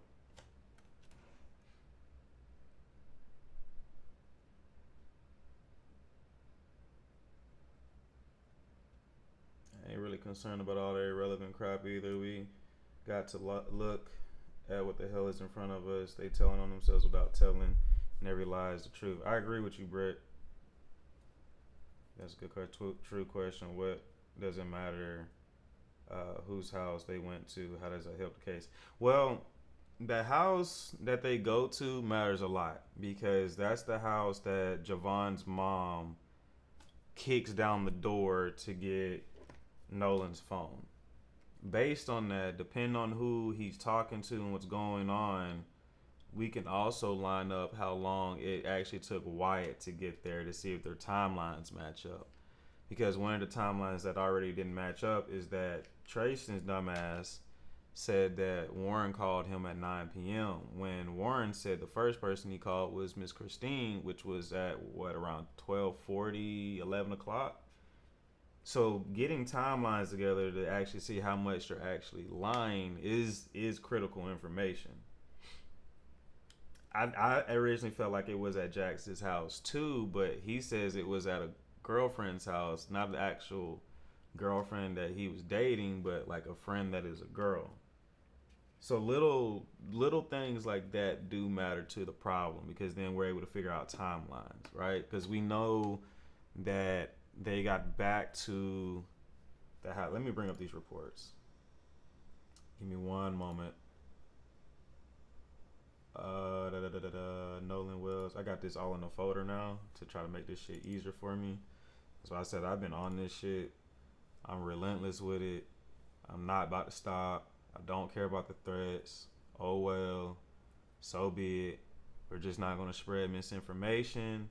If I'm ever wrong about something, I know I'm wrong. I'm going to come out and say that I'm wrong. I'm not going to hide behind anything or anyone. Like we are adults around here. We want the truth. But what you're not about to do is just have a narrative and it not be checked. You know what I'm saying? Like you're not gonna do that. D, what is your theory? I want to really know why they're not talking. I hope 12 or 15 jurors on grand jury file indictments because without none of that, none of us will know the sealed evidence. Pilot, I got some bad news for you on that one.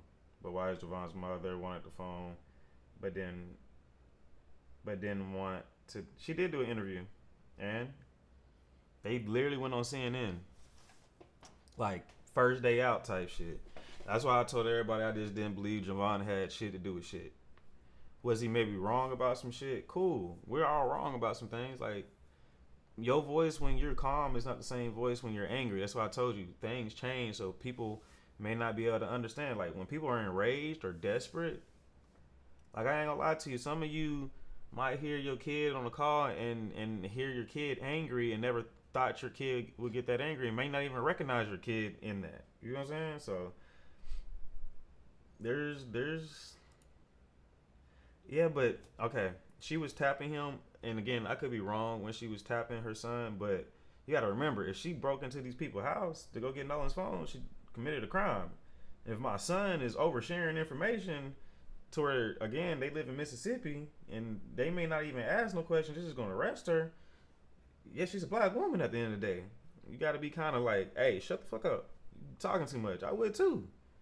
You know, I'm doing something for a friend, but at the same time, hey, kid, shut the fuck up. You oversharing. I think that's a fair thing to assess. Again, I could be wrong, but that's just how I look at it. DSU on point. I see the side of my son I've never seen before. It kind of messed me up. Right, like I know people have seen the side of me that they were like, "Oh my God, you're so sweet," and it's like, yeah, I'm sweet until I'm not. Just keeping it so honest with you.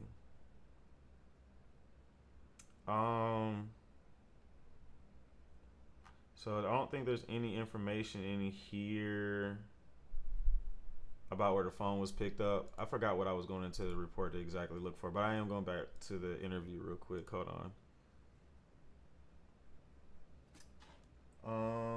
Why Javon played surprise when his mom called him to ask him about Nolan, knowing he gave Warren the number. I don't think I've ever seen that. Have you noticed every time you get and others get closer, someone comes out and changes the narrative? It's gonna be that way. That's why I said I don't understand why Warren needs another interview to clear up things. Again, my story, I said it clear as day. I've never known an innocent person that has to come up with a strategy. Do y'all think Young Miami came up with a strategy when she did an interview with Saucy Santana? Do y'all think that was strategic in any shape, form, or fashion? Do you think it was even strategic with how the ladies from the Epstein files, do you think it was initially strategic? It started being strategic afterwards because they were being ignored and being shut down, but initially it just came out and told their story. You think if somebody is taken advantage of by a male and they go make a police report that they have a strategy about how they're telling those interviews? Do you think there's a strategy with even shit? I even told y'all I low key didn't trust, even though I did trust Dr. Fauci and I never had a problem with Dr. Fauci, but him getting up there and pleading the fifth, that was a little weird to me, you know. Like, I do question people when they do certain shit where it's like, you can be transparent, bro, and at the end of the day, the truth will prevail. If you got to spend a year or two in somewhere and you know you're innocent and you know shit can, hey, you ride it out. But I just don't know people that are strategic with the truth. If you can give me a moment where people are strategic with the truth that truly weren't lying, I'm open to it. I'm open to it, but I don't know people that are strategic. Even like I told y'all, when I had my issue, I didn't have a strategy. I went up there blind. I'm talking about I didn't know what questions was gonna be asked. I didn't know how the people on the app or the panel was gonna act when I told my side. I just was like, man, y'all not finna slander me this way though. You know what I'm saying? So then I'm gonna do what I'm supposed to do. But I want to try to find this conversation where they talk about Javon. Give me one moment. A girlfriend of mine, she was having people over for 4th of July. We were doing like fireworks and stuff. So we all went over there to swim and, hang out. And I was this infamous picture that I've seen online of Nolan in the water in the swimming pool. Yeah. Where is this picture associated with? Because Okay, so that's on it. It's irrelevant. I went back downstairs and all my friends were just hanging out, and my buddy Wyatt had addressed, talking about Nolan, and I was like, and then this is a rumor. This is not confirmed right now. This is a rumor. Javon went MIA after the funeral. Shit, I would too. I would too. I don't see that as guilt. He not trying to run and be on interviews. He did the first 2 interviews, and then he got the fuck out of the way. I'm gonna put it this way. Most people, if somebody was close to them, once they had a funeral, which is, the grieving start process, you need a couple of days to be to yourself. You know what I'm saying? I'm not getting into the Fauci shit because I don't think anything that he said was wrong during the process of COVID. I still wish people would stay 6 feet the fuck away from me to this day. Like, lady was down my back when I was at 7-Eleven today getting some candy and a drink, and I just looked her dead in her face and like, can you please back the fuck up? So there was nothing that Fauci said, in my opinion, that was incorrect. Do I think other things could have been handled differently? Sure. Do I think people should have been wearing masks outside? No. But I don't think the level of culpability that people think he's at, I'm always going to believe in science, and I don't trust data that everyone always gives, but I go collect data and then I go from that. I'm going to be 100% honest with you. I didn't give a fuck how educated somebody was, and this is just my personal opinion. I'm putting that out there. I did not want the jab. I had to take the jab in order to work, and I did feel like that was a violation because that was supposed to be our choice, regardless of that's getting to a very, very, very deep vortex. There's some shit that I don't want to talk about is irrelevant. So I'm gonna ask everybody, let's focus back in on Nolan, because Fauci has nothing to do with Nolan whatsoever. Well, where is Nolan? Have y'all heard from him? And he was like, no, we haven't. And I was like, okay, well, it's a little concerning. Like, I mean, I'm not freaking out or anything, but like, I'm trying to find out where Nolan is. So I texted Javon and I was like, hey, and also a couple other buddies that I had at the island. I was like, hey, have y'all seen Nolan? Did he ride in with y'all? And all the buddies were like, no. Well, I texted Javon and I was like, hey, can you send me Miss Christine's number? Because I haven't heard from Nolan. And if she hasn't heard from Nolan, then I'm calling the Coast Guard. And so eventually Javon sends me her number. Who is her? That's Miss Christine. Miss Christine is Nolan's mom. Nolan's mom. Okay. Yeah. And I walked down to the dock because, I mean, there was a lot of people at Ava's. Not a lot, but, there was probably 15 of our friends there. And I was just like, walked down to the dock with a couple of my buddies, and I got on the phone I called Miss Christine, called her the first time. She didn't answer. I called her a second time, and I got on the phone with her, and I asked her if she had heard from Nolan. She said no. And I said, all right, well, don't freak out. I'm going to call the Coast Guard. And this was at about 11 o'clock. Okay. Keep that in mind, 11 o'clock, yada, yada. I'm finna scoot up a little bit. People die all the time. I know. I called the Coast Guard, and I talked to them on the phone for like 20 minutes. I think she said she was going to make a couple phone calls to either. And I didn't want to believe that if we didn't know for sure. Yeah. So I got my buddy Ricky, I got my buddy Brooks, I got helicopters. Like, it wasn't like there was just a couple boats looking for Nolan. There was his body. With Lemonade, your insurance. You gotta mute that. Hold on, guys. I don't even think it's in this one. I think it's on the fourth one. I think it's on the fourth one. Give me one moment. Listen, and then I got a phone call. My reaction was just care about my buddy. I can't even put it into words. Dotted every I with the police. The first ever felt I think it's in the fourth one. Stand by. I definitely think it was in the fourth interview. I don't think it was in the third one. Let's go to Bootlickum.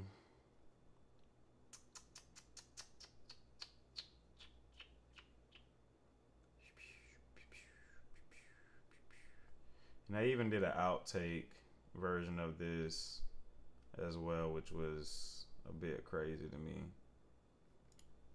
As much as, I sat there and I told him, I was like, I agree. I would think, he. And the guy was like, oh, like, what's going on with all this Nolan stuff? Very aggravated. I mean, we're getting from the media is that they literally had to, I don't know, coerce you guys into giving it back. You didn't know where it was at. You were. And I'll listen to it when I'm offline, but I'm just going to be honest with you. Trayston's interview literally was a distraction and a waste of time, in my opinion. But I'll go back and rewatch it later. Hesitant to give the phone over, almost as they had to turn your wrist or twist your arm just to give it back. Right. Well, what happened with the cell phone thing? So let's go back to the first engagement you had when it comes to the family or somebody coming back to get the cell phone and keys. When did that occur? Also, again, I don't know if this is true, kinfolk, but right now it is a rumor, because I don't know where the rumor is coming from, but it's being said that the story is not, again, this is all allegedly, but it's been said that, I guess in a new interview, and I hope they don't do this, because this would be the ultimate pop yourself in the foot moment. But they said, or this being said, that they're gonna say that the keys and the phone were always in the truck, that it never made it to the boat. Y'all obviously know why there would be so many issues with that. And so, yeah. And what happened there? okay, well, that night, about 12:30, I went back to my buddy's house. And you said the night of the 4th? The night of the 4th, but it was about 12:30, I would like to say. And so I went back to my buddy's house that I stayed the night before, where we all met up. my buddy's house. And you said the night of the 4th? The night of the 4th, but it was about 12:30, I would like to say. And so I went back to my buddy's house. So I stayed the night before. Okay. So now we can rule out the house. The house is now irrelevant. They're at Jax's house. So all this with the phone shit happened at Jax's house. Okay? Let's listen to it again and make sure that I'm not tripping, because it is late. So let's make sure I'm not tripping. Okay, kinfolk? I went back to my... When it comes to the family or somebody coming back to get the cell phone and keys, when did that occur, and what happened there? Okay, well, that night, about 12:30, I went back to my buddy's house. And you said the night of the 4th? The night of the 4th, but it was about 12:30, I would like to say. And so I went back to my buddy's house. So I stayed the night before, where we all met up, and stayed together the night before. And so can we agree here, kinfolk? Can we agree?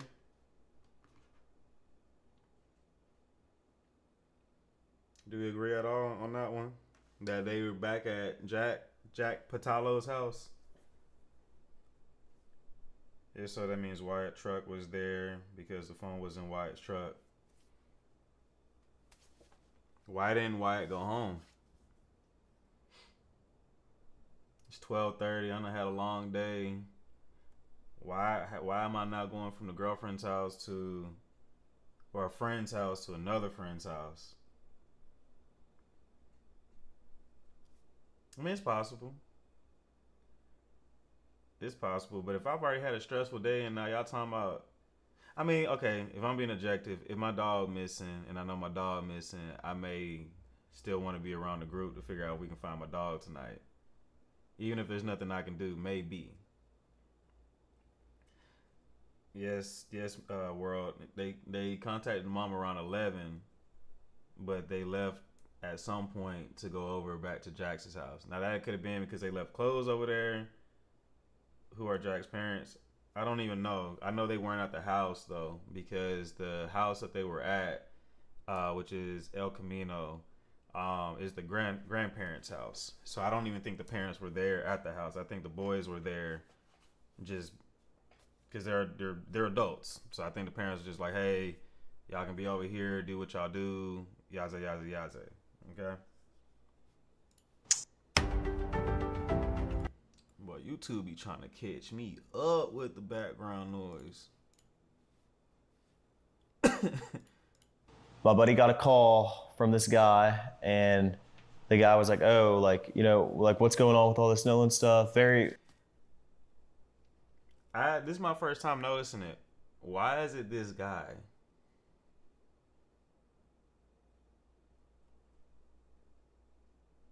He just said Javon's name,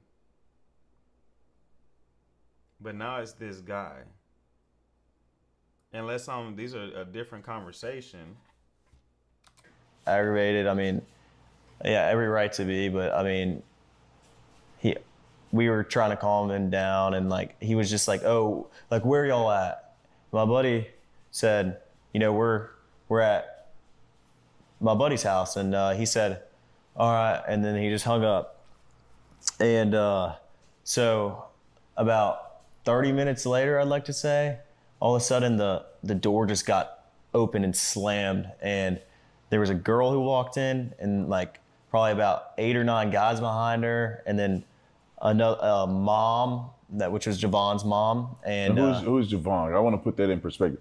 Who is Javon? Javon is one of Nolan's good friends. He's a friend of mine too, like great guy, and his mom and their family is, very close with, the Wells family. And I mean, so I don't know why she was there, like what was going on, but I was very surprised about this. I was like, like you just basically like kicked the door open and, bust up in the house with no knock or anything. So is Javon black or white? Javon's mixed. I mean, I don't. Yeah, I guess he's mixed. Yeah. So, but he's not white. He's not white. Just not white. Or all white, I guess you might call it. Yeah. So then they come in the house. Do you know any of these people? And I know some of the guys. the mom, but do you know anybody else? I've seen the mom before, and Y'all see where that's an issue though?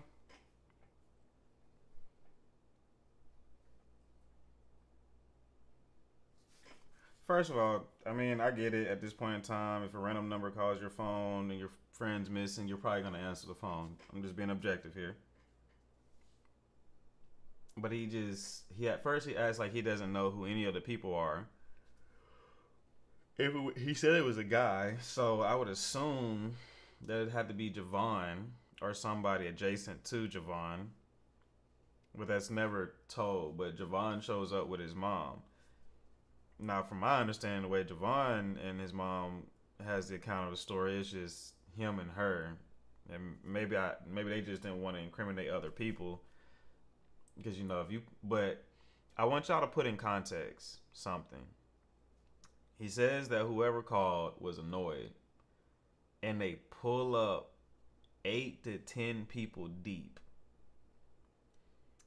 If you are not thinking any thing nefarious is going on, first of all, you don't kick in anybody's door. Second of all, they came there with. If you're black, you kind of understand that's a somebody asked when to get beat situation. Am I tripping? Am I reading that wrong at all? Like, that just sends a signal that son, we finna beat this shit out of you if you don't give it up willingly. That's what I got from it. Cause I'm not pulling up nowhere 8, 9, 10 deep if I'm friendly with the people that my friend is missing. And mind you, hold on, I want to put in context. Let's put this back in context a little bit more. Warren at this point should seem like an ally that wants the best for Nolan, because Warren calls the mom, Warren calls the Coast Guard. That would be signs of an ally. I can imagine Miss Christine immediately hearing that her son ain't back, checked the Snapchat location, seeing that there wasn't shit on his Snapchat. It was like, well, that's not usual for my son. They all said that the Snapchat location was saying that his phone was in the middle of the ocean. So the mom immediately is probably thinking, well, why is my son's Snapchat location in the middle of the fucking ocean? And they talking about he missing. So automatic panic mode. Okay, what does she probably do after that? Confirmed. Okay, Miss Christine probably said, hey, it's at this address. Okay, once they see it's at that address, Miss Christine probably sends that information to one of Warren's friends, and which was probably Javon's mom. Javon probably looking at it like, okay, it's not chat saying his phone is in the middle of the ocean, but it's saying it's at Jack's house. I know where Jack's house is at. Hold on, let's pull up. Because it would have to be somebody that knew them. You know what I'm saying? And then 30 minutes, I don't know where I can be at where I can just get 8 of my people just that quick. So maybe because of 4th of July, they were already around each other. But if Javon was drinking and everybody was drinking, again, it's... So you were able to get 8 to 10 people together and over there within 30 minutes.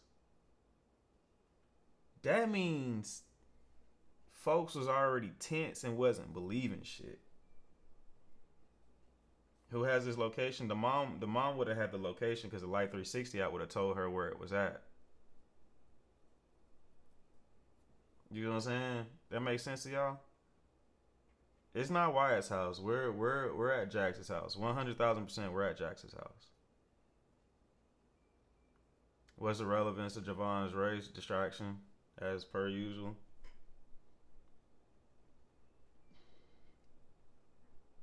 Alright. We're not Bex. We're not even talking about the vehicle. This is a separate thing. Now, here's the problem, guys. Can I offer you a problem?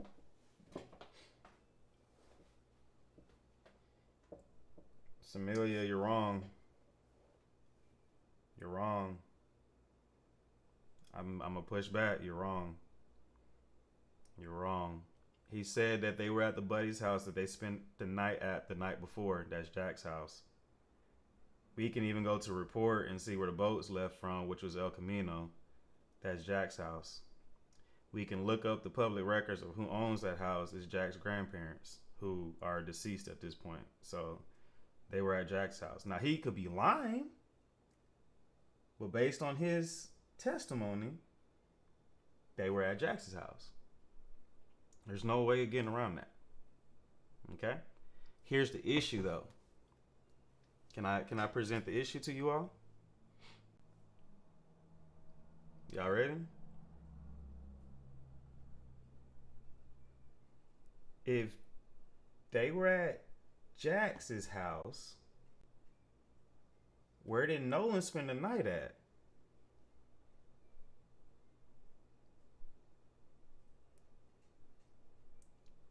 No, says Tanya. No.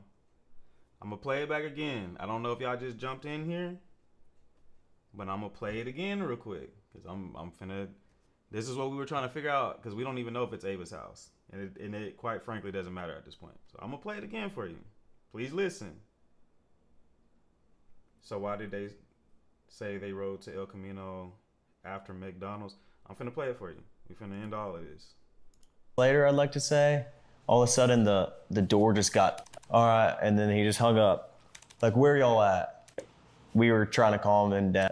You know, like, what's going on with all this Nolan stuff?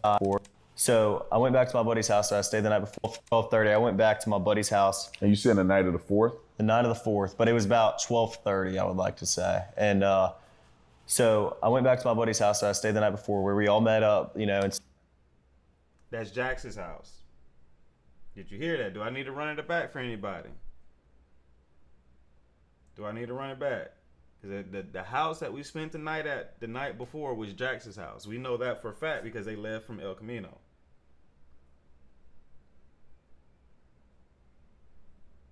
Okay? We on the same page now? Again, I'm not going to be adamant about something that I'm wrong about. At least I try not to be. So, this was the beginning of the video. He said that he went to McDonald's and put the boat on his truck. That's part 3. You're talking about the morning of July 4th. We are now talking about the next day, technically July 5th, but he's saying July 4th, the night of July 4th, which was at 12:30. This is after Nolan is missing. You're getting your timelines mixed up. So I encourage you to go back and watch the entire interview from beginning to end. You're getting your timelines mixed up right now. That's okay. I understand it's a lot. It's definitely very convoluted, but they were back at Jax's house. Now, if he spent the night, then he would be there.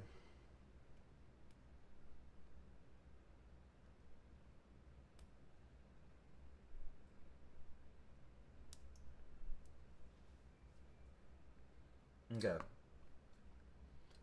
So let me explain this. They left the island. They went to El Camino, which is Jax's house. They leave from El Camino. They go to whomever's house to go watch fireworks. They leave from there and they go back to Jax's house because that was the house that they spent the night in the night before. Okay? So the McDonald's part, they were at Jax's house. They went to McDonald's. They went to, well, we don't even know where they went. They went to McDonald's in the morning, but that was leaving from Jax's house. We don't know what house they went to go watch fireworks. That was never clarified. And anybody saying that it's clarified is assuming. But we do not know that at all. So when they leave from the place that they had fireworks, he never said Ava. Chat, Kinfolk, did he ever say Ava? He said a girlfriend's house. He said a girlfriend's house. He never said who. Ava was never Warren's actual girlfriend. They might be friends, but we don't know that that's his house or her house. It was never stated. Okay? He said a girlfriend as in a friend as a girl, not the actual girlfriend. Right, because Tatum reiterates a lady friend. To my, because I can't folk corrected me on this one because that's what confused me at first, but it's more of a regular kind of friendship, not a romantic one, not an intimate one. Yeah, I know there's content creators that put Ava's name out there, but I think that's irresponsible because they're guessing. He never says. Never, ever says Ava. And we have no pictures, no facts, no evidence to say it's Ava's. The only bit of information we have is that they were able to watch the fireworks, so that could be her house. But we do not know that. Okay? Well, you're promising a lie right now. I'm just going to go ahead and call you out. You're lying right now. And I don't care to argue about it. I know I'm right about that. So I'm going to implore you to go do some more research because that's wrong. And I don't do misinformation. So I'm going to move on. Never says Ava house. Never says Ava's house. Never says Ava. You show me where it says Ava, I'll come back and apologize, and I'll cash app you $20. Okay? So whoever wants to find out where Warren says in his interview, in any old part 1, 2, or 3, or 4, I cash app you $20 because that would be critical information for me to be able to figure out. So that's guessing. Never said it. So we just listened to it. You're adamant, but you're wrong. It's okay to be wrong, but let's move on. So, no, I'm ignoring you at this point. I'm moving on. So we're at Jax's house. Okay? If all the boys stayed at Jax's house, right? That's where they stayed at the night before. That's where they go at the next night at 12:30. That means Nolan's truck should have been at Jax's house. So why did Javon and Javon's mom not take the truck and the keys as well that night?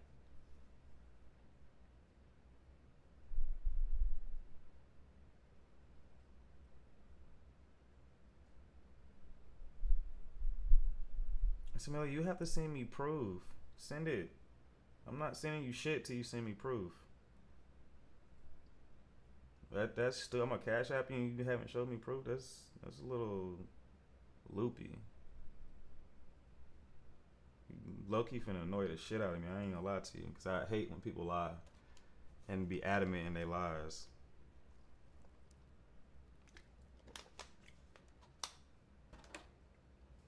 So again, show me the actual evidence, send me the time code in the video. Okay, bye. Jump out of live, go find it, and then come back. I'll be here. But you'll be searching all night for it. So that's my whole point is, where was their concern? Was the phone out the car? Okay.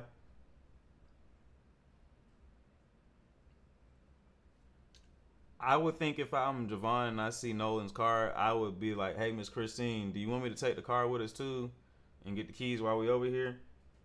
Especially if I've already pulled up 8 deep to get the phone and I'm already feeling like some shit is weird. You're cranky. No, I'm not cranky. I'm just over the bullshit. I'm over everybody's lies. I'm over everybody playing with this lady's son. I'm tired of people not really being interested in the case or interested in clout and just to be argumentative. You think we women are that logical? No, but it wasn't just women. You think there was a group of 8 women that went over there to go get the keys, or you think it was a woman and probably 8 men that went over there to go get the phone? So I'm not saying that it was. I'm saying I think it was 8 people over there was ready for some action to start. So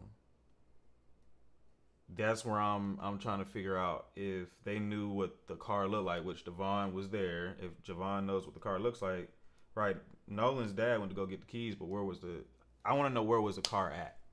So I'll continue to look, right? The truck. I'll continue to look, but stayed together the night before, and I would think, you know, he's on somebody's couch just parked at my buddy's house where we had all ran in. Nolan didn't ask for his phone, and his keys were not on the boat because his car was parked at my buddy's house where we had all slept, you know, the night before the 4th. And okay, so the truck was at the house. He just said it there. So again, maybe I'm just overthinking it. No, the truck was. Warren just said it. The truck was at Jax's house too. So,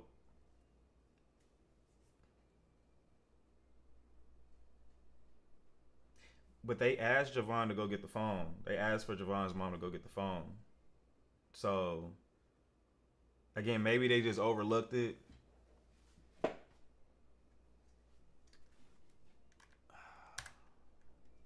All right, I got you. Now, if you waste my time, I'm going to block you. Just going to go ahead and tell you now. If you waste my time, I'm going to block you. Just keeping the bean with you. So if it doesn't say Ava's name, I'm going to block you.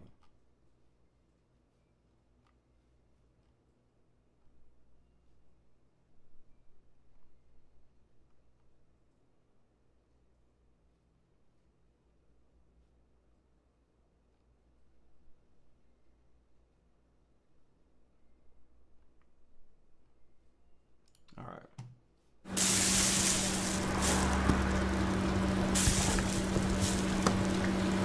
All right, so I want to be clear with this one thing because I know. I walked down to the dock because, I mean, there was a lot of people at Ava's. Yeah. And I walked down to the dock because, I mean, there was a lot of people at Ava's. Not a lot, but, you know, there was probably 15 of our friends there. Okay. And I was just walked down to the dock with a couple of my buddies, and I got on the phone I called Miss Christine, called her the first time. She didn't answer. I called her a second time. And I got on the phone with her, and she, I asked her if she had heard from Nolan. She said no. And I said, all right, well, don't freak out. I'm going to call the Coast Guard. And send it to me in my inbox. This was at about 11 o'clock. No, send it to my inbox. I got you. I cash up you. You're right. I missed that. I got on the phone I called Miss Christine. And there was a lot of people at Ava's. Not a lot. Who is her? That's Miss Christine. Miss Christine is Nolan's mom. Nolan's mom. Okay. Yeah. And I walked down to the dock because, I mean, there was a lot of people at Ava's. Not a lot, but they ended up have y'all seen Nolan? Did he ride in with y'all? And all the boys were like, no. They're a little concerning. Like, I mean, I'm not freaking out or anything, but like, I'm trying to find out where Nolan is. So I texted Javon and I was like, hey, and also a couple other buddies that I had at the island. I was like, hey, have y'all seen Nolan? Did he ride in with y'all? And all the boys were like, no. Well, I texted Javon and I was like, hey, can you send me Miss Christine's number? Because I haven't heard from Nolan. And if she hasn't heard from Nolan, then I'm calling the Coast Guard. And so eventually, Javon sends me her number. Who is her? That's Miss Christine. Miss Christine is Nolan's mom. Nolan's mom. Yeah. And I walked down to the dock because, I mean, there was a lot of people at Ava's. Not a lot, but, you know, there was probably 15 of our friends there. And I was just like, walked down to the dock with a couple of my buddies, and I got on the phone I called Miss Christine, called her the first time. She didn't answer. I called her a second time, and I got on the phone with her, and she, I asked her if she had heard from Nolan. She said no. And I said, all right, well, don't freak out. I'm going to call the Coast Guard. And this was at about 11 o'clock. So what's your intent in calling the Coast Guard, right? Because right now, Nolan could okay, so that helps me a lot. So, okay, well, then I apologize. I was wrong. It was Ava's. Because I was wondering where everybody got Ava from. I thought that everybody was throwing her under the bus. So now we know it's Ava's. I ain't missed a beat up look for a press conference. So I apologize. I was wrong in real time. If you do want the 20, let me know. I will send it to you. So I have no problem with it. But I was wrong. So let me put that in my notes because that is very important to me. Docs.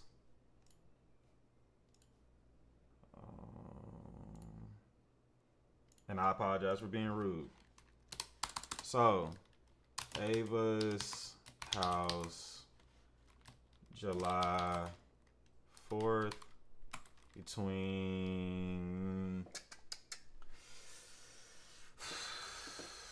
let's say 7 p.m. to 12 a.m. Is that fair?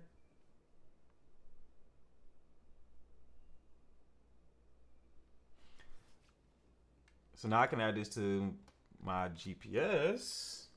So let's go to Google. Let me show you guys what I'm doing. So we're gonna go to Google Maps. We know that she lives in, what was it? Lovers what? Do y'all remember Lovers Lane?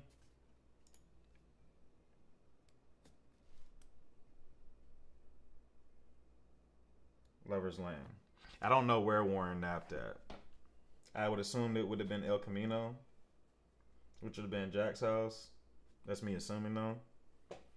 So then Nolan spent the night at his mom and dad home. No. He spent the night at Jack's. Wait, he said he called him asking about Nolan. Now he's saying he texted him. Who? I don't got the energy to keep going back.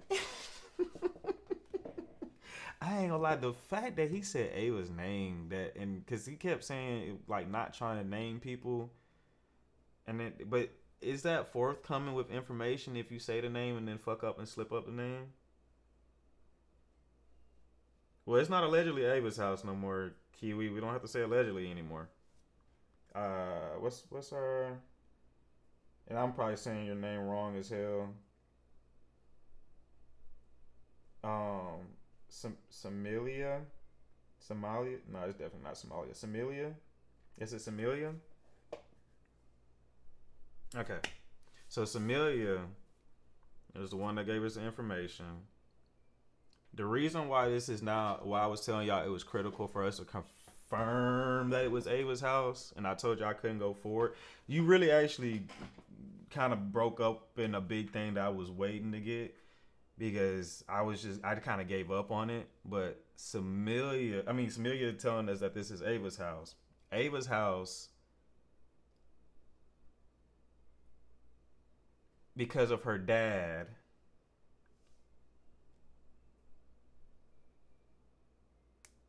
I think we need to recap for all our sakes. What do I need to recap for y'all?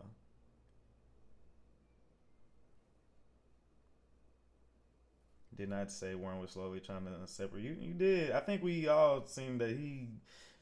Again, I just don't know though. Right, Daddy is a software engineer. No. He's not. Please, to my knowledge. Now y'all got me nervous to say anything because I ain't trying to be wrong twice in one night.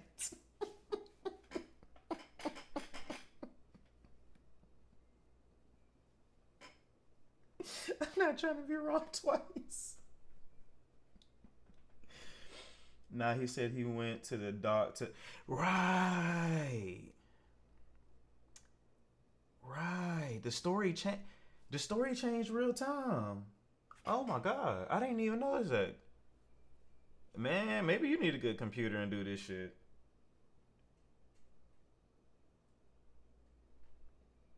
He been with a tow, but his mom's statement backed them in the corner from the joint. Yeah. No, okay, let me bring up the report. So I don't think they docked at 7 p.m. See, this is why timelines are kind of important. Plus the MDR report says he talked to his friends before 1:38. I'm gonna bring up the MDR report right now. Okay. Y'all see it, right? Do I need to blow it up, YouTube? Do I need to blow it up for you guys? Are you good to read it how it is, or you need it bigger? Sorry, I can't fuck on TikTok that I can't just show y'all. No, like just looking over and going over stuff again to see what we noticed again, like a refresher. You know I ain't gonna be able to get through that tonight. That's a lot. this is this is why I can never be a detective, because this shit is thorough. Ava Peeps has close connection with first officer. See, hold on. Okay. I'm gonna go. See, y'all, thank you for reminding me, because Miracle is the one that pointed this out. Well, oh, I'm sorry, Miracle. I don't know if you wanted me to say that. Never mind. I lied. Miracle didn't tell me shit unless Miracle says otherwise, because I don't know if Miracle wants any credit for anything. So what I'm gonna say is that allegedly a magical birdie gave me some information.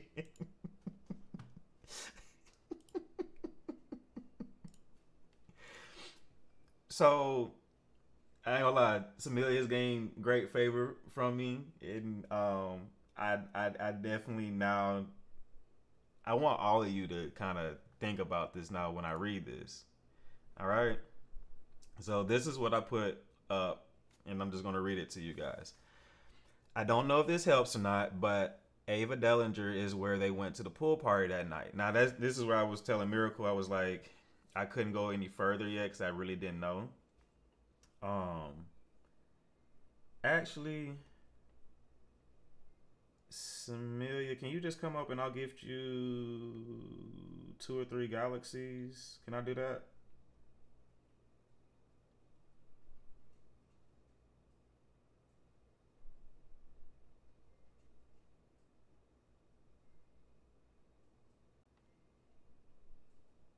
It won't let me just send it to you through here, but I can bring you up, and then I've never been up. Let me see. I won't keep you up for long. I'll just do it to where I think I can gift you stuff while I'm up here.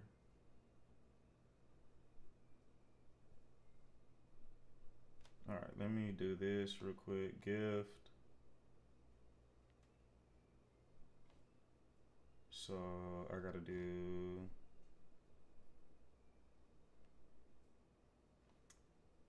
Oh, no, don't want to do that. Okay, so let me put.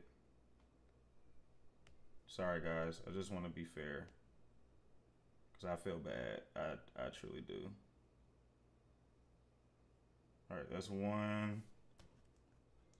I did not lie about it because I had heard it, but I'm sorry. I had you on mute. Could you say that again? I'm sorry. I was saying you don't have to give me anything. I just wanted you to know that I can't do that. My integrity. I had made a video saying that he called Christine from Ava's house, and then I went back and listened, and it said it was from the doc, and that's what kind of threw me off. I'm like, okay, why did you go to a doc to call her, and what doc did you go to? So that's why I even caught that he said Ava. So yeah. Yeah, it threw me off. Let me give you one more. Don't give me anything else. I'm good. Okay. I'm good. Okay. I appreciate it though. Thank you. Thank you. I'm good. Thank you though. All right. So this opens up what we can actually research now. Like there's a reason I was willing to give you that, because that's why I said if you can prove that to me, I was willing to pay for it, because we literally been like racking our brains on this, because I couldn't go further with Miracle's theory until I could prove that it was Ava's house. Now this breaks everything the fuck open now. That's why I was like, hey, it was worth it. Any bit that we can get a little bit closer, you know what I'm saying? Plus, kinfolk help put all this in. It's not, I keep all this inside of the account, so I don't ever do anything with it. So this is y'all money anyway. So I'm gonna read what's on my screen.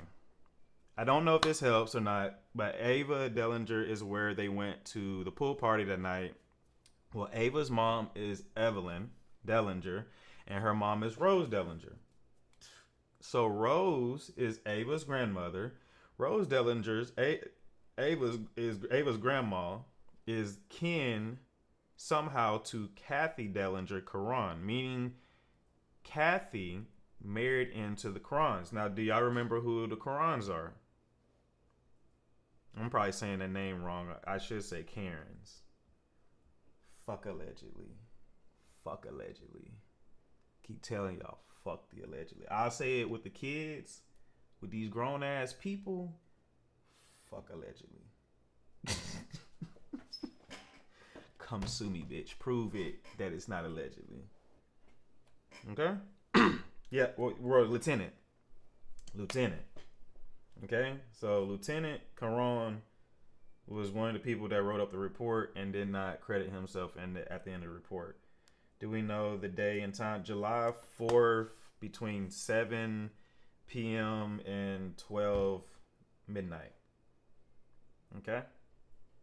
We can agree on those times because he said he goes back to Jack's house by 12:30. Okay, I think we can all agree on that, right?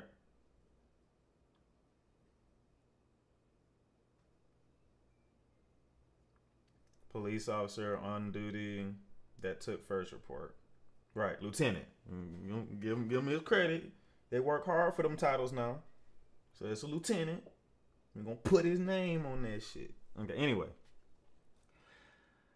On Kathy's page, when you know Lieutenant Patrick Caron, the director and lead investigator of MDMR. On the reports, his name is listed Lieutenant Caron, so they had to access the lead investigator on the reports. This might explain why the drone batteries wouldn't work on search day and why the pictures and reports seem altered.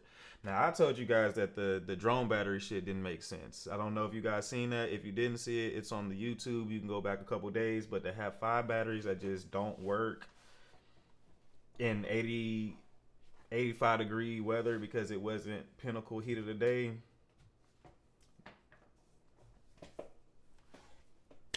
Impossible. Especially in these newer drones. Now, that part I don't know. But unless they were using a 10, 13, 15-year-old drone. You know what I'm saying? But correct me if I'm wrong. Warren called the Coast Guard. Christine called the local police. I think you're right, Bex. I do think you're right. All right? I do think you're right. So I told y'all the drone shit doesn't make sense. That's why this holds credence with what was being communicated to me. And she found stuff that I wasn't able to see. But there's certain things based on my experience and what I've done that I just know is a lie. 5 drone batteries and because I'm willing to bet you it's a DJI Maverick Pro 2 or 3. So do you believe something happened to Nolan before the pool party or after? So the pool party that we see the picture from is not from the same night, to my understanding. I could be wrong about that. That's why I say I have to take Warren's word for it. I even think people seeing the pool party picture on the 4th of July, so that would be out of line. And so that's why I say it corroborates that it was probably the weekend before, even though I don't know if the USA thing is in his chest, if it's real. Explain, please. I'm lost. Whew, Lord. For what part do you need me to explain? I have no problem re-explaining. I just don't know where to start at.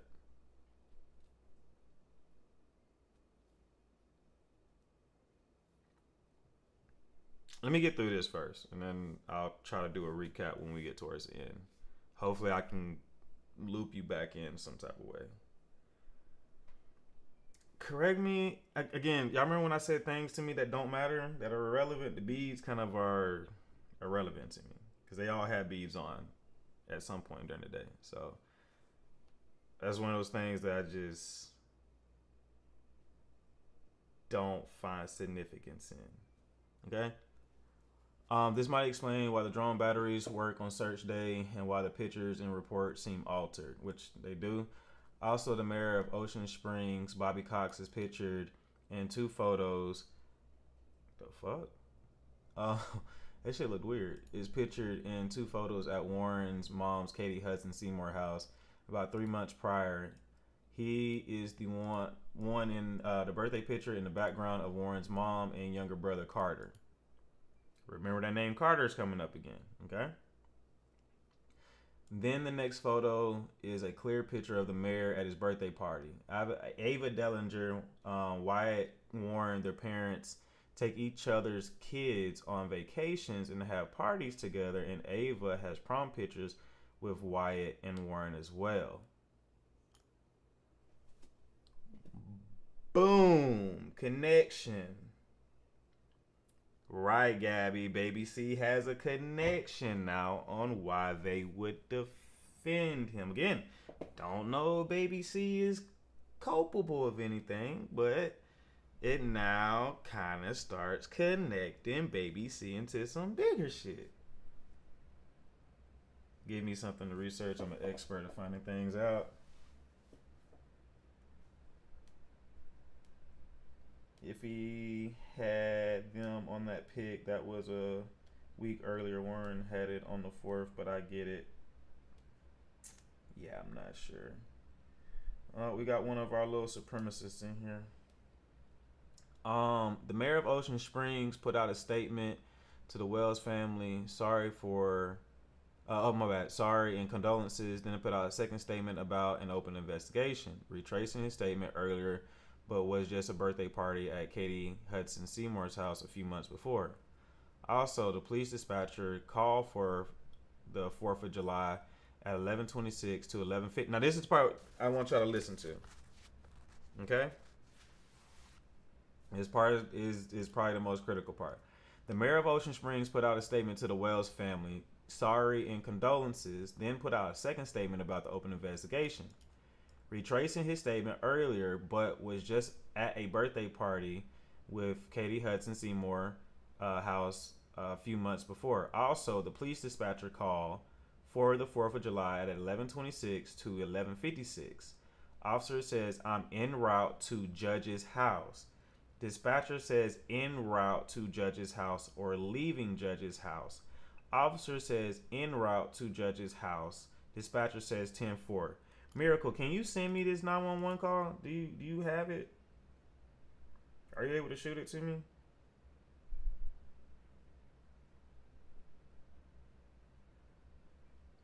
Yeah, Stargazer, I think they're sleepy right now. Either sleepy or locked in.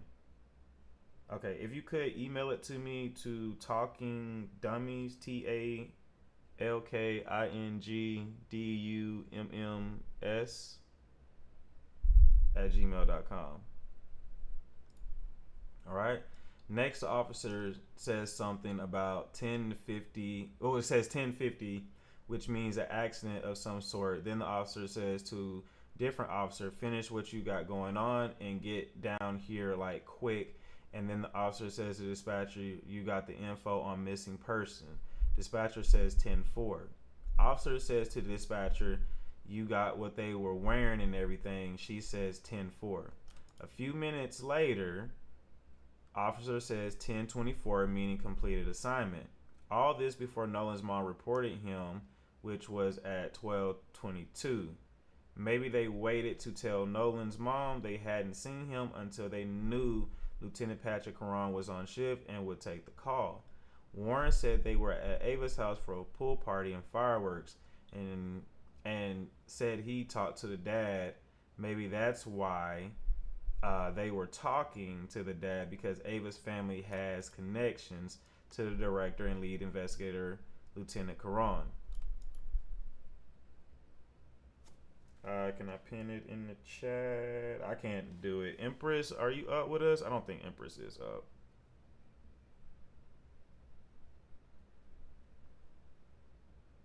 Yeah, both sides are kind of quiet. TikTok is quiet too.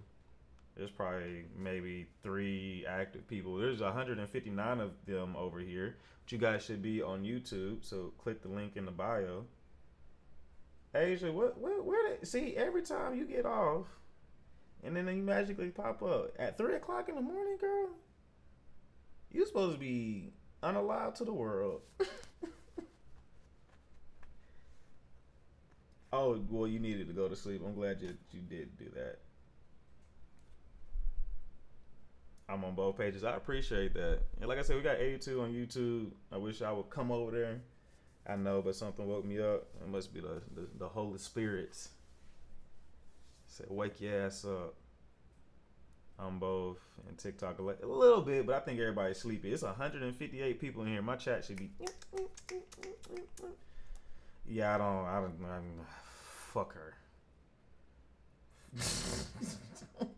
I'm not finna raise my blood pressure again today. I am an aging black man. I need to take care of my health.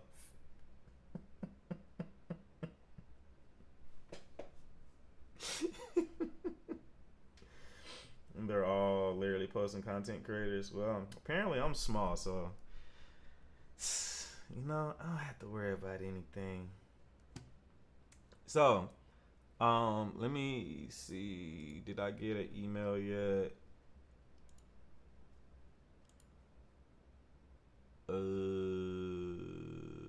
No, I didn't. And then Tatum's running his yapper. Yeah, he gonna do that. I don't know how. I can never message on here, so I don't know how to message. Oh, here we go. Comment. Talking. Dummies. Yeah, they're starting their interviews. So he probably put a rush order on those interviews. He should have just did the interviews live. All right.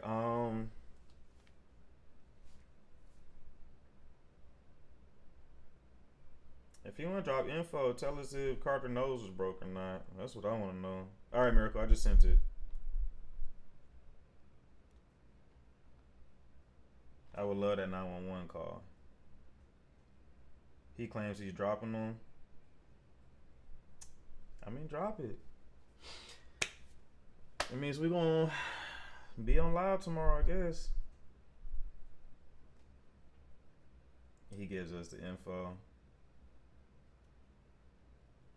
What is the related CAD number D? I'm not sure. He really thinks he's doing so. He does, unfortunately. Miracle got to come through with this call. Yeah, I want to hear the call. It's definitely oh, you said it's on the look. When I tell you I don't know shit about police reports. I just know how to read this bitch, but I couldn't tell you how. Like there's the call because I guess would it be a 911 call? The actual 911 call from, or no, it would be the dispatcher calls between the police officers when they were talking about this. There's one of the kinfolk had a theory, well, not even a theory, but based on the call that they heard, seeing some discrepancies on maybe the Lieutenant Karan was already trying to mask for shit before it even got to Miss Christine. Right, shout out to Asia for. Are you still going on TMZ tomorrow?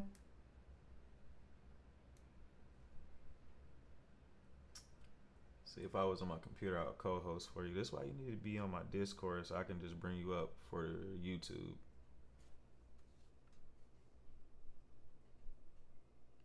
I think so, IDK. They said tomorrow. Hopefully they don't bitch out again.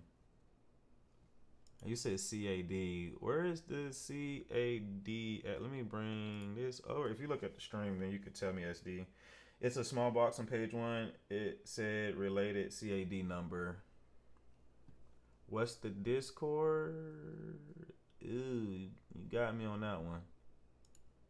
It's going to be a code I have to send out. Okay, related CAD number 2607-0205. Where it's supposed to be. Yeah, that's correct. SD, what do you mean?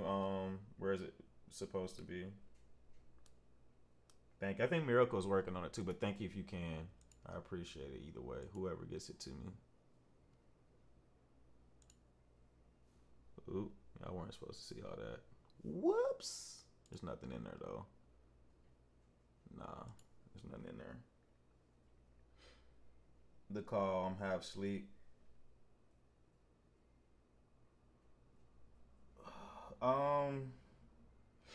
So it's, to my knowledge, there was a call between the officers. Basically knowing dispatch is like, hey, woot, woot, woot, woot, this is over here, yada, yada, yada, yada. And then they kind of communicate back and forth or whatnot. So that's to my understanding. I could be wrong on that, but I need to be able to hear it.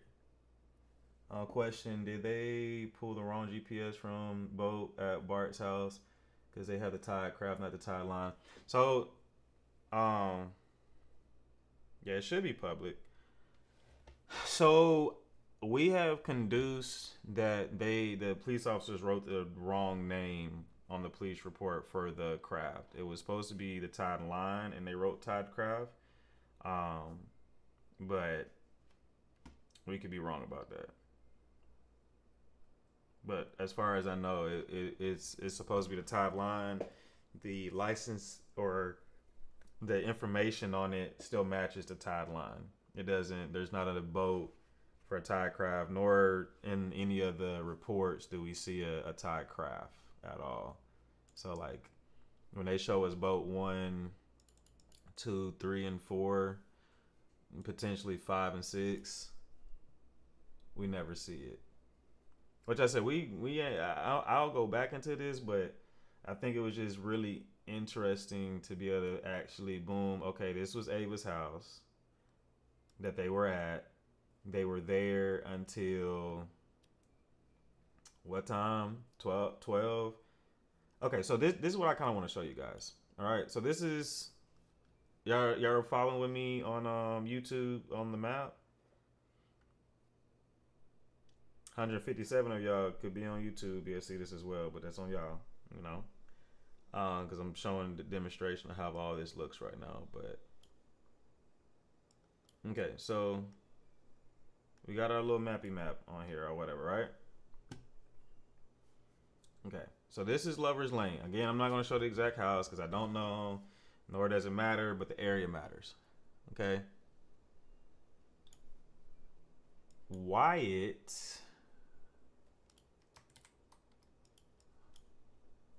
Hold on, let me shrink this so I think y'all can see it perfectly fine like this.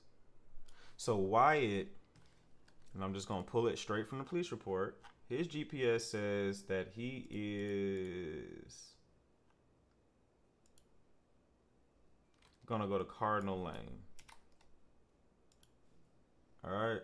So I want directions from Lover's Lane from Cardinal Lane.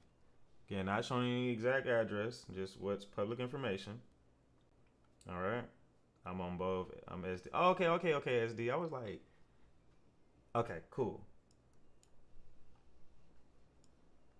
Because I know some people just be coming in from YouTube, from the from their Discover page too, which is dope. So this is a 20-minute ride. Okay. Now, Warren and them would have gotten back to Jack's house at 17:44, so that means at 5:44. Okay. At 5:44, they were on El Camino. So let's add a destination. El Camino. So keep in mind, this is where El Camino's at. All right. So at 5:44, they were here. I'm going to show you where I start to see a lie. Just my opinion here. If I am at El Camino at 5:44, how long do you think it would take them to go get food? Any random guesses? To the kinfolk on YouTube, to the kinfolk on TikTok, how long does it take you to go get food? Shout out to you guys for getting up to 91. Let's see if we can get to 100 though. I'd love to see 100 over here on YouTube.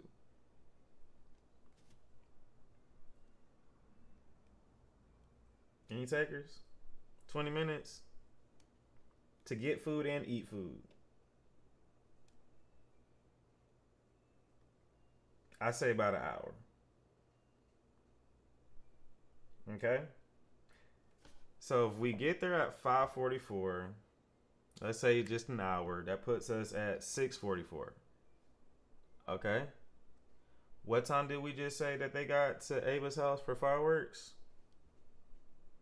Because they had to be at Ava's house before 8, and Warren would have had enough time to be able to talk to Ava's dad before Wyatt gets there. Right. They say they took a nap. So you get there at 5:44. You take a nap. I mean, you go get food. It takes about an hour. Again, to get the food, eat the food, because they didn't say they cooked. So even if you went to McDonald's, let's say McDonald's 10 minutes down the road, let's say it takes another 5 minutes to get it, it takes another 10 minutes to get back, that's 25 minutes. Then the time it takes you to eat it, let's just say another 10 minutes. So let's just say, again, like 35 minutes to an hour. Okay? I don't know most people that just take 30-minute to an hour naps, because it takes you a little bit to get settled. Unless you're just dead ass exhausted. And maybe. But to my knowledge, even if you are really tired, it still takes a little bit. Yeah, you could, Leah. You're right. It could be like instant. You could be right. It might be an instant pass out. I'll agree with that. So, but if you're dead ass tired, you finna be grumpy and shit. So I'm gonna say at least an hour. So we go from 5:44 or 47 to 6:47. Let's just cut that in half. Let's say 6:20. You take an hour nap, that puts you at 7:20. I guess y'all don't take any shower or anything. Y'all just go straight there. You can get from El Camino to Lover's Lane. It looks like probably like 10 minutes. So you can get there by 7. Now, I don't know. I know the fireworks go at 9. I'd have to go back and actually see if the fireworks go off at first, because he said he went over there to watch the fireworks, but really don't know. One more thing. They do not have Wyatt's coordinates he gave to Cito. We just don't know it for that point, but we do know the rest of what he did, because it states it right here. So if I zoom in, right,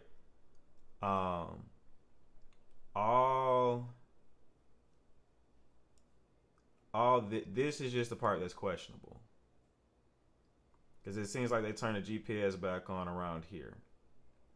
So all this, and again, we got to go by what is put in the report. So I don't, you know what I'm saying? What time was the pool party? I think they got there around 7, because Wyatt can't get back to them until, see, the last recording point for the boat was night, so 8 o'clock. So then it would have took Wyatt another 20 minutes to get to warning them. Well, boats, I forgot, may be different for maps.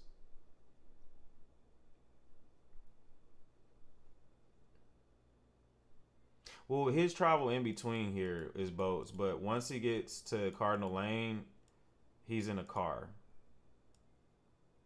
And remember, Wyatt has the phone in his truck at this point.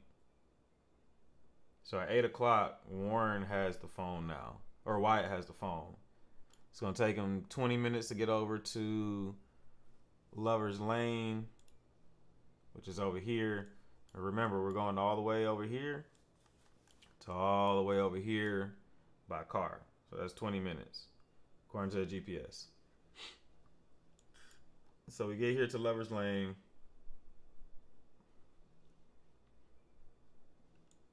We land here. Asia, are you still in here? Wyatt was alone. See, this is why I kept telling you guys. The problem with Wyatt is that the boat is screwed, or supposed to be screwed, but yet the vessel goes to El Camino, comes out of El Camino, goes to Fort Bayou, goes out of Fort Bayou and goes back to El Camino Road. So Basically, they get to Jack's house to drop everybody off. He goes somewhere in Fort Bayou, don't know what's in Fort Bayou, and then goes back to Jack's house. Leaves Jack's house, goes to St. Martin Bayou, and then turns southeast to Biloxi Bridge. Read up to Gabrielle. Well, boats, I forgot, maybe different math exactly. Folks tired. Oh no, not the giggle.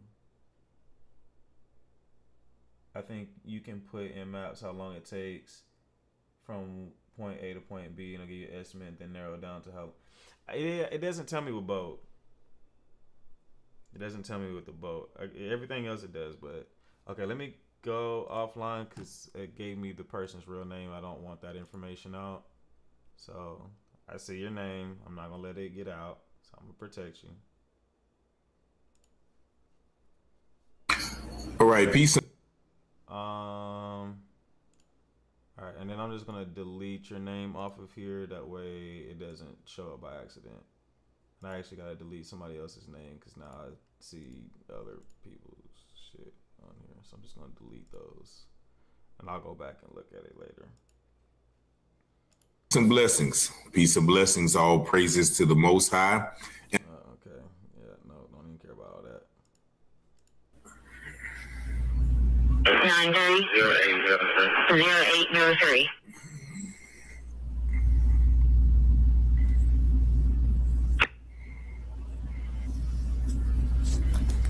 Negative, we're en route to the judge's house now.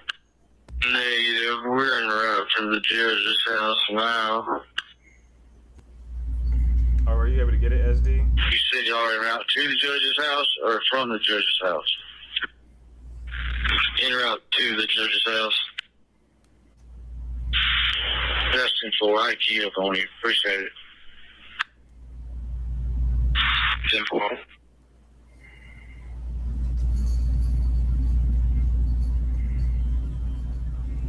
This is something I think I need to probably listen behind the scenes. 'Cause I think this is going to be a long, drug out thing. We're already pretty late into the night, so I don't want to bore you guys. So this may be something that I started live with tomorrow, provided the interviews from Bootlicker doesn't drop. I'm assuming Asia went to sleep because I was finna bring her up.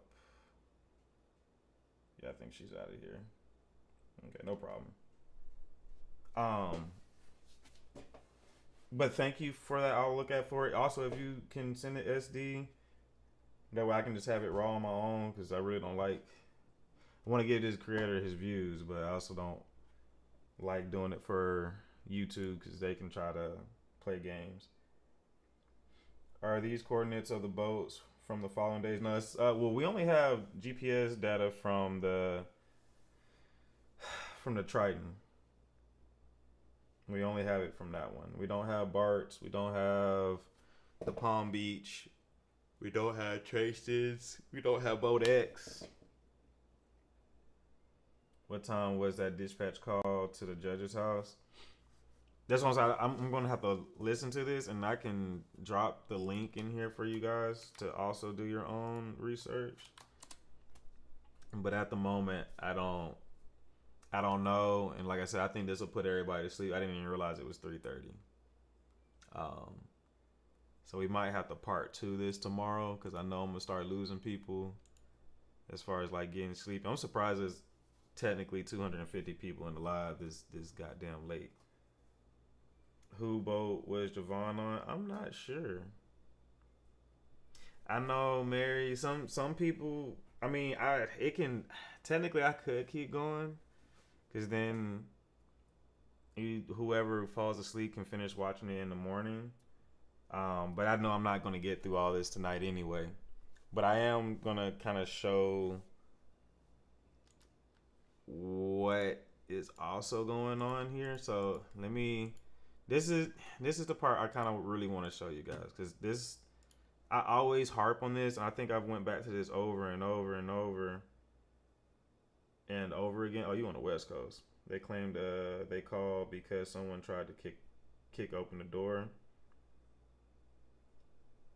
I don't. I see. That was my thing. As I would have called the police if somebody kicked down the door, but I never heard them say that they did that.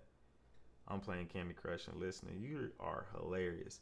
So I want to show y'all how weird this looks. So we're gonna go to St. Martin Bayou, and I'm gonna point out all these addresses.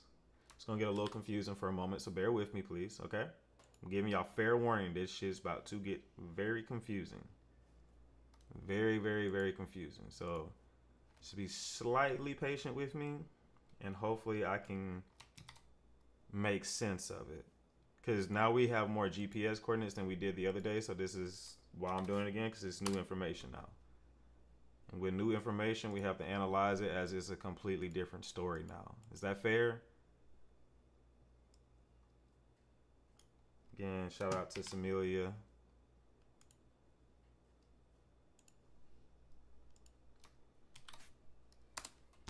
Okay, so what I'm going to do, and I'm telling you what I'm doing, I'm going to move Cardinal Lane down. That way we know that's our last point.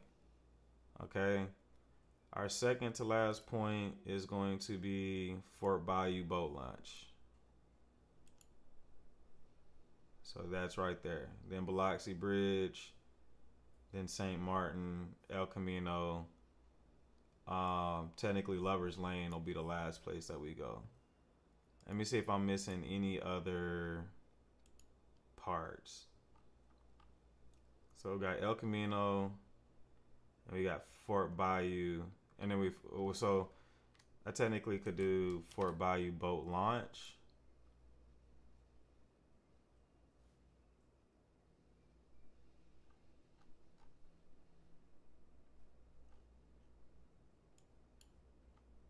Okay, so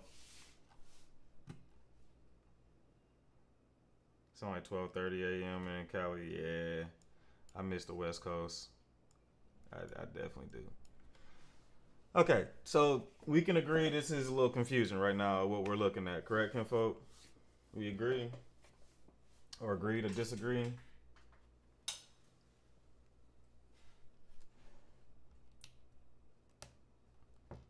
All right.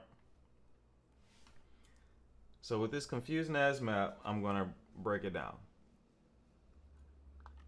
So this is El Camino. This is where Jack's house is at. This is where we start at. Okay? Again, if you're on TikTok, you're going to have to click the link in the bio to jump over here and see what's going on. Otherwise, you probably are going to be very confused. Oh, shit. I'm so sorry. I'm so sorry. My dumb ass. Boom. Sorry. I thought y'all wanted to see my face more. So this looks very confusing currently right now. Can we put the people named by each boat launch? We don't even have that information, so I respectfully can't do that to be fair to anyone. I would love to, but I'll do what I can.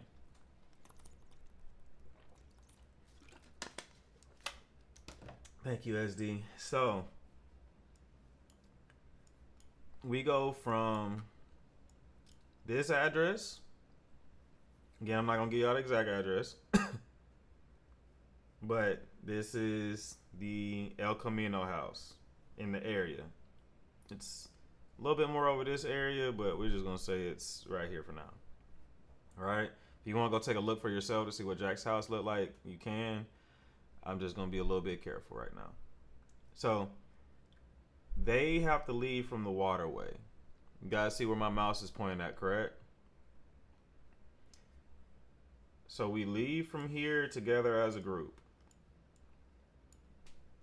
Keep in mind, I want to point out one thing. Bart, with his tide line, we'll just say the tide line will be coming over from this area. So you can kind of see in proximity how close they are. Does this make sense?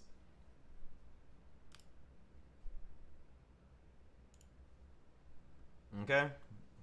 Again, this is not the right address, but I'm just giving y'all an area. D, you gotta click the link in my bio to go to YouTube, and you'll be able to see it. Right now on TikTok, you're only gonna see my face. So if If you want to see the map, you got to click the link in my bio and go to the YouTube, because I have it in that full horizontal format rather than vertical format like this. No problem. Okay.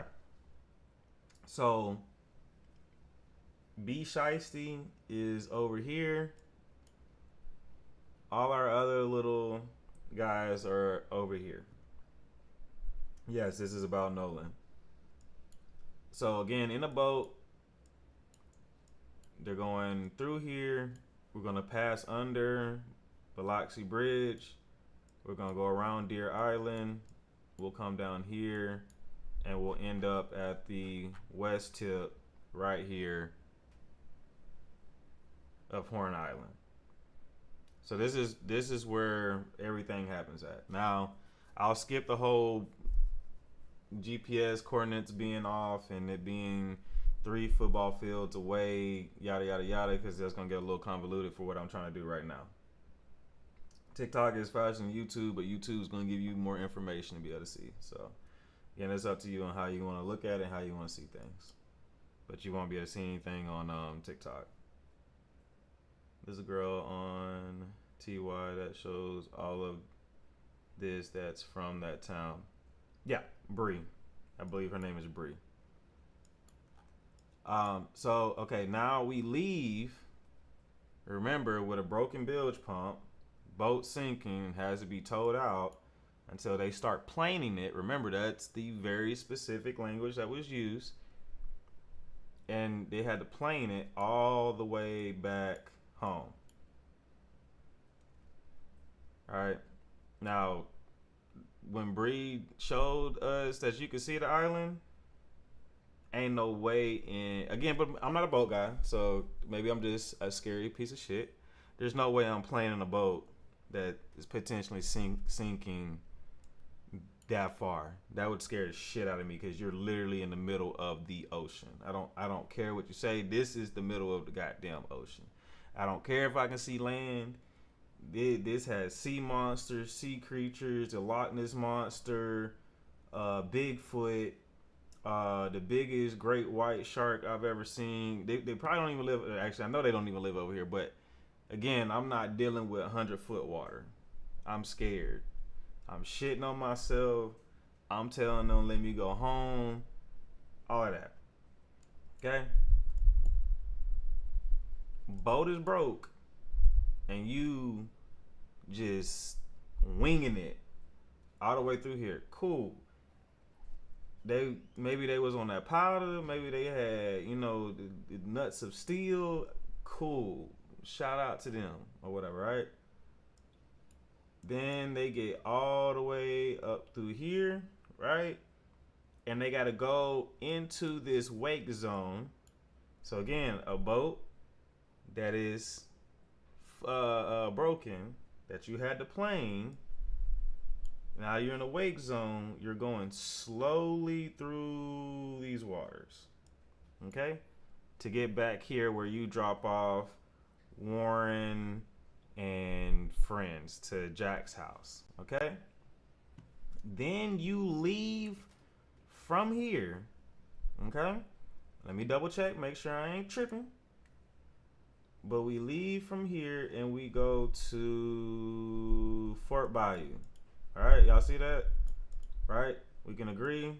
Vessel arrives at El Camino at 5:44, and then we leave. And this is enough time, literally like 8 minutes to get everybody off. Okay? And then we can agree. We go from El Camino to Fort Bayou. All right? All right, so we're going to go to Fort Bayou now. So we're going to, now remember, Fort Bayou is, just for purpose sake, Fort Bayou, I'm trying to, it's over here, I think, or in this vicinity. Fort Bayou is over here, or that's just the boat ramp. Oh, no, so let me change this. We need to add another destination. We need to go to Fort Bayou.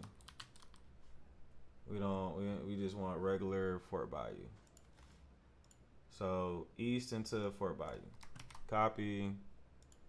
And well, I don't want no apartments.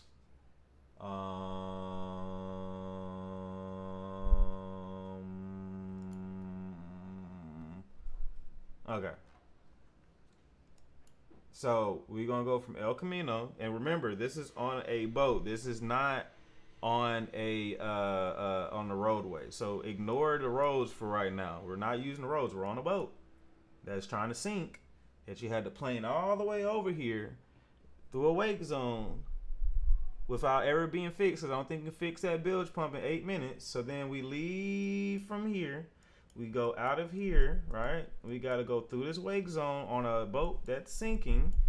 We're going to go all the way through here. We're going to go all the way through. Y'all see how small and narrow this is and how slow you would have to go, right? Law officials already know what you're talking about. Go to sleep and let God handle it, bro. Let God handle your throat. And we're going to go all the way through here. We're going to go up through here. We're going to go all around. We're going to go through here. We're going to get here. And then we got to get off somewhere here. Okay? All right. So then we sit here from 5:52 until 6:06. So that's what, 8 minutes at 6. So that's 14 minutes. So we sit here for 14 minutes. Do you think you can fix a bilge pump in 14 minutes? I don't know. Never worked on a boat. I know working on anything takes a little time. As an engineer, I'm gonna just assume no, you can't. But maybe Superman lives in this universe somewhere, and I just haven't met him yet. All right. No, I've seen them do it on TikTok. Hey, like I said, I gotta give you the benefit of the doubt. Maybe Flash was there. Maybe all of that. He acted like it was randomly started working again. Well, no, they said they had to plane it. They never said they fixed it. They said they was planing that bitch. Which again, as a physicist, that might be possible. Like I give credence to it. If you go so fast, maybe the water pressure. Because it's like the whole theory. If you take like your water, if you swing like right now, oops, shit, I know that. Sorry guys, I know that hurt your ears. Sorry, but like if you take water and swing it, right, the water will still stay in one motion. Like the water will only fall if the momentum stops. You know what I'm saying? So if momentum velocity is continuing at a steady rate, then you in theory can keep the water out the boat. It's not a far-fetched stretch. So I'm okay with that. Now, what doesn't make sense is going 5 miles per hour, and then there's just, if I go 5 miles per hour, the water is going to come in. So that's my problem with that. So anyway, so we get to Fort Bayou, and we see how far that is. Now we go from Fort Bayou back to El Camino. All right? Some of them might have been doing that to IMO. Centripetal force or whatever. I try to use easy words, guys. I don't want to be trying to confuse y'all and take y'all back into moments that might traumatize you in life. We try to keep it simple over here, right? Try to keep it simple as we can. If I start saying what shit is, everybody's gonna be asking, well, what does that mean? That's gonna slow us down. It's already pretty slow what we do over here. So we got to get back on a boat that is sinking with a broken bilge pump that we had to plane all the way across the ocean and now go very, very, very, very slowly, because again, we're in a wake zone, all the way back to El Camino Road. Okay? Again, wake zone. So we got to do all that to get back over here, and then we dock. Okay?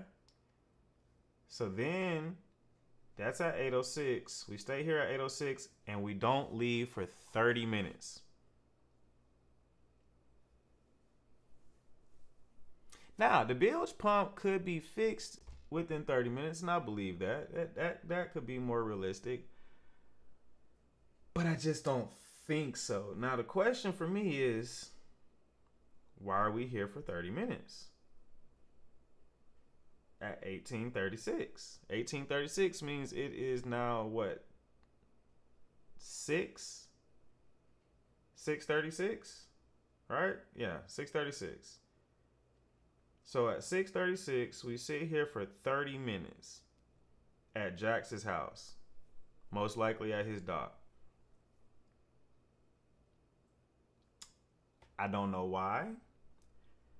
And I would have been okay had this been the final stop, or if we went to Cardinal Lane after this, and that was our final stop. Okay? Here's the next issue that Dummy has. Okay? Now, we leave from El Camino and we go to St. Martin Bayou. Can I interest to show you?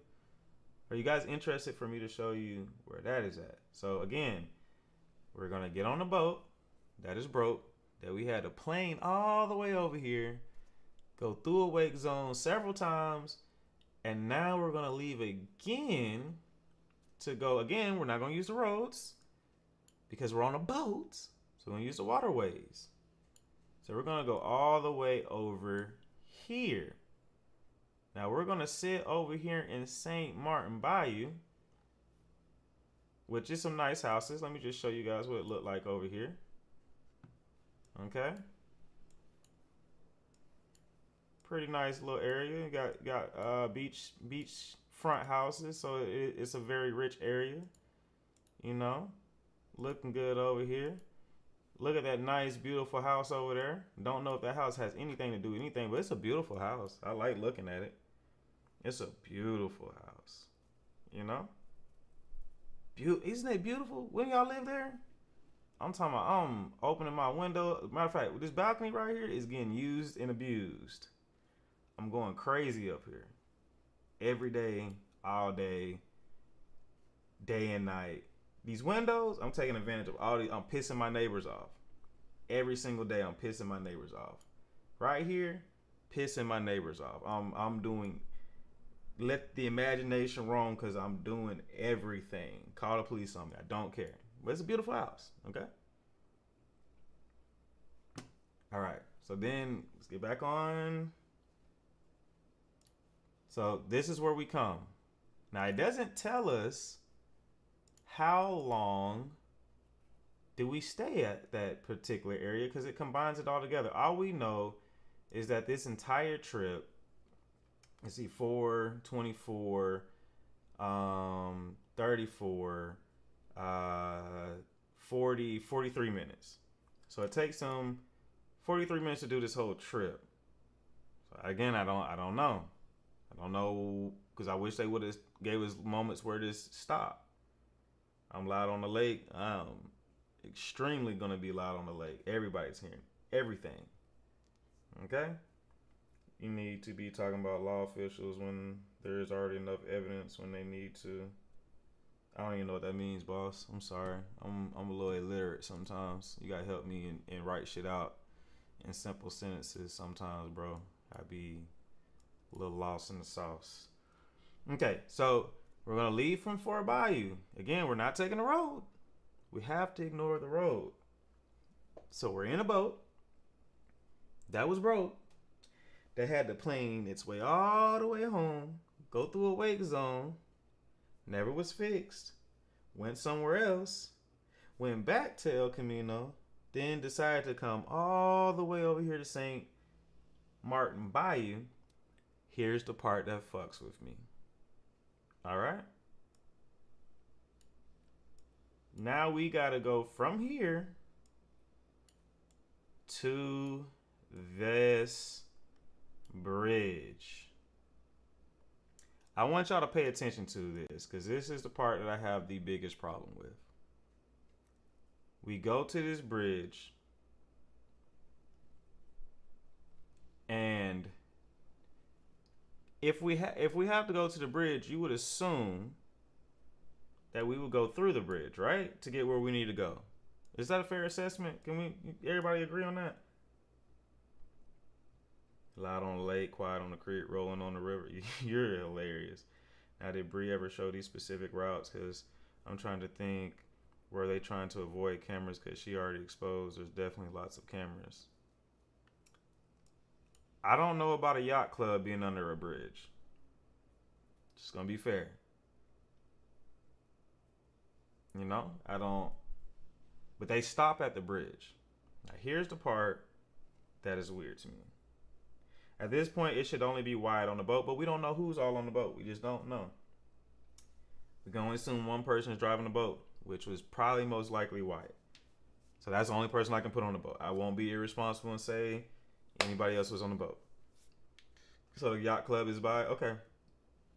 Might be, but see, this is over here. Again, I can't argue with you either way, so I don't know. But that's a fair assessment. Okay? But I think it would have said that in a report that it went there.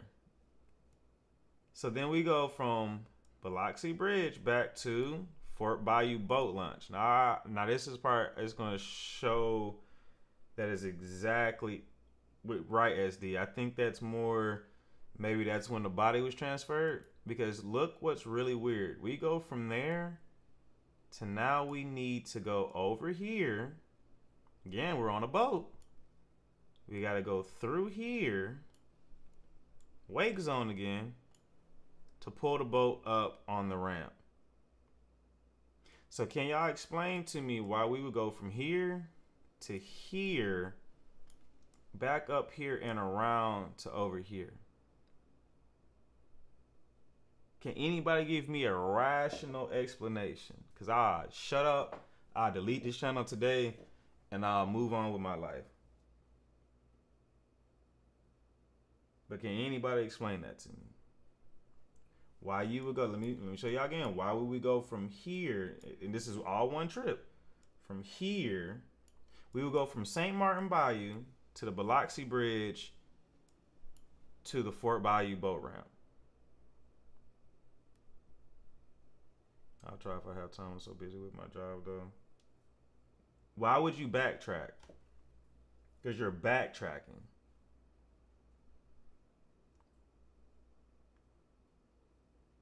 Why would the parents be at the yacht club when they're supposed to be up here at Ava's celebrating the 4th of July? When Bart stays over here. We forgot about that, didn't we? That's why I want Bart on the interview. Because Bart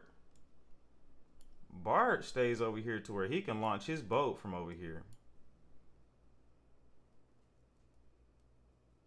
I think Wyatt was 1,000% driving the boat. And I'm gonna get to that here in one moment. Why you got to go to the YouTube link to see what's going on. It's in my bio.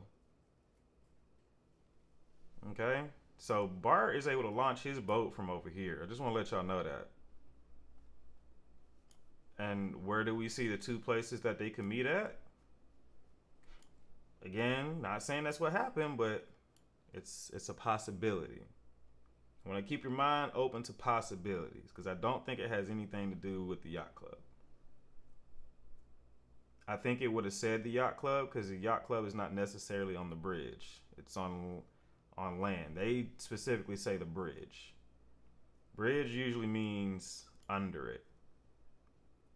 Yeah, I could be wrong. Parents wasn't at Ava's, only some warm mom wasn't at Ava. Okay. I don't think they were at the yacht club either.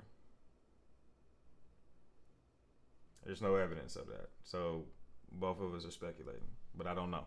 I can't say either way.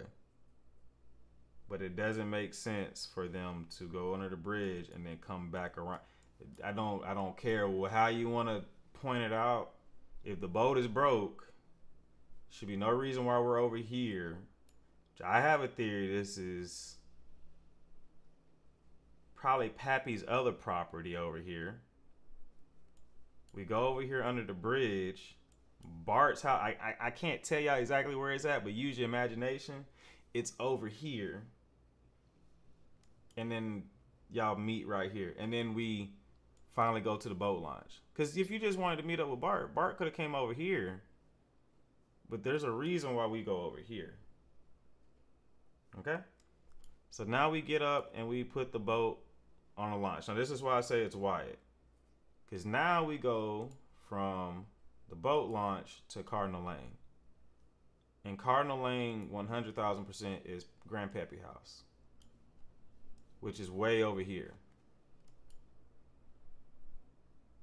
You gotta click the link in my bio. It'll take you to my YouTube, and that's where you can see it. So then this is where we're at, Cardinal Lane.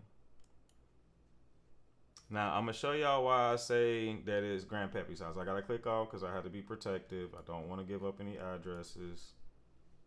If y'all figure it out yourselves, y'all get it. Y'all figure it out yourselves. But they ain't gonna get me that easy. So, all right, now I can show you guys. What's that?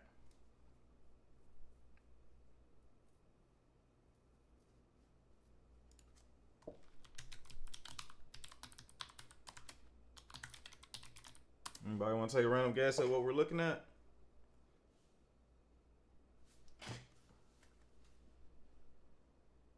And this is not the address, so I mean, you can look this up, but this ain't the address to the house. 3 boats, but what specifically stands out to you about those 3 boats?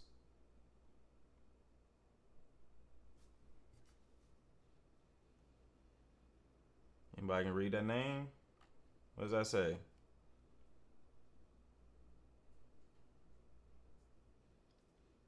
Triton.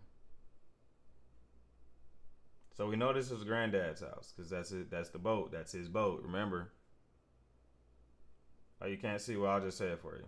That's the Triton or Trident, whatever it is. Okay.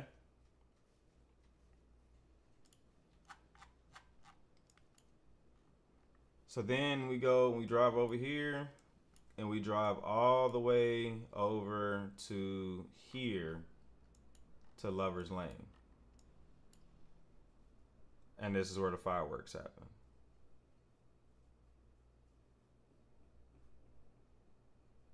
No, if they're in a vessel means they were in a boat. It's very specific to let you know when they're in the boat versus when they're in the car.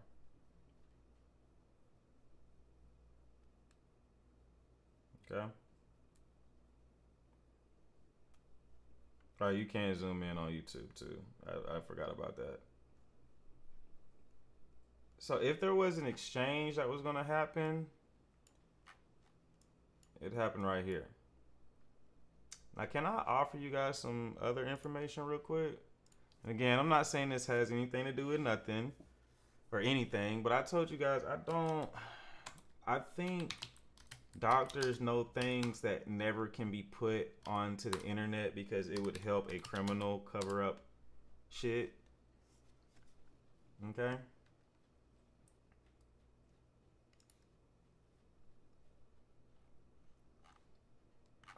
I don't have it on here. I would need to get into my...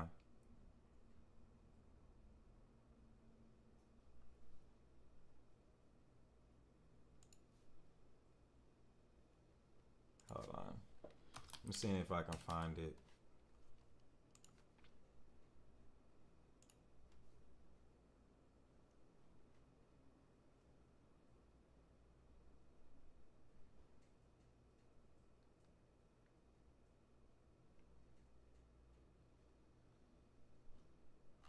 Okay, yeah.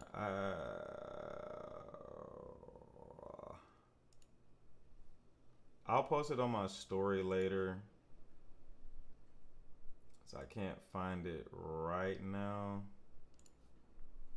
But Fit helped me with this.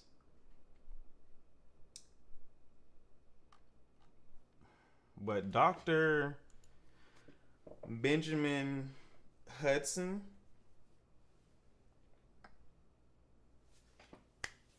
is specialized with neck injuries.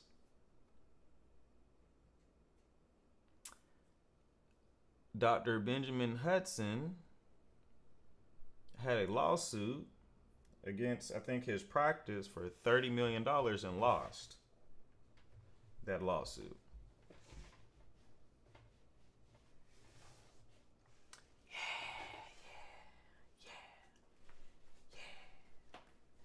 Yeah, so somebody that is, doctor, we do our research.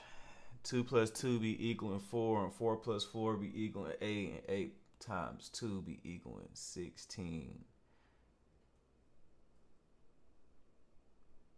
So you know about cardiovascular, which is your heart, and you know about neck injuries.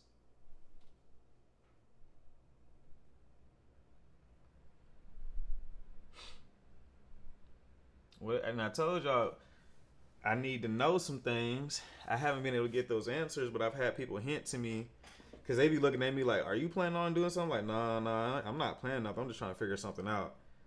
But they won't give me a clear answer, but they won't tell me that no, it's not possible to do certain things to the body post-mortem. But I don't know.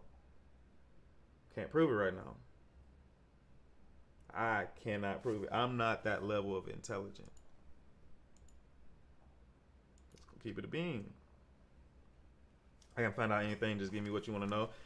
Can injuries be hidden or disappear after someone's blood flow is no longer going? Not cuts or anything, but more so like, can you eliminate certain things? Again, huge ass theory. Can't prove it. Yeah, because what I've seen was embalming will do it, and there's other processes that you can do it, but there's something that you can't ask the internet. It's something that you would have to ask a physical doctor, because obviously that's a get away with kind of question, and AI is not allowed to tell you that. The internet is not allowed to tell you that. There are certain laws. So basically, can you get rid of bruising after someone's no longer breathing? You know.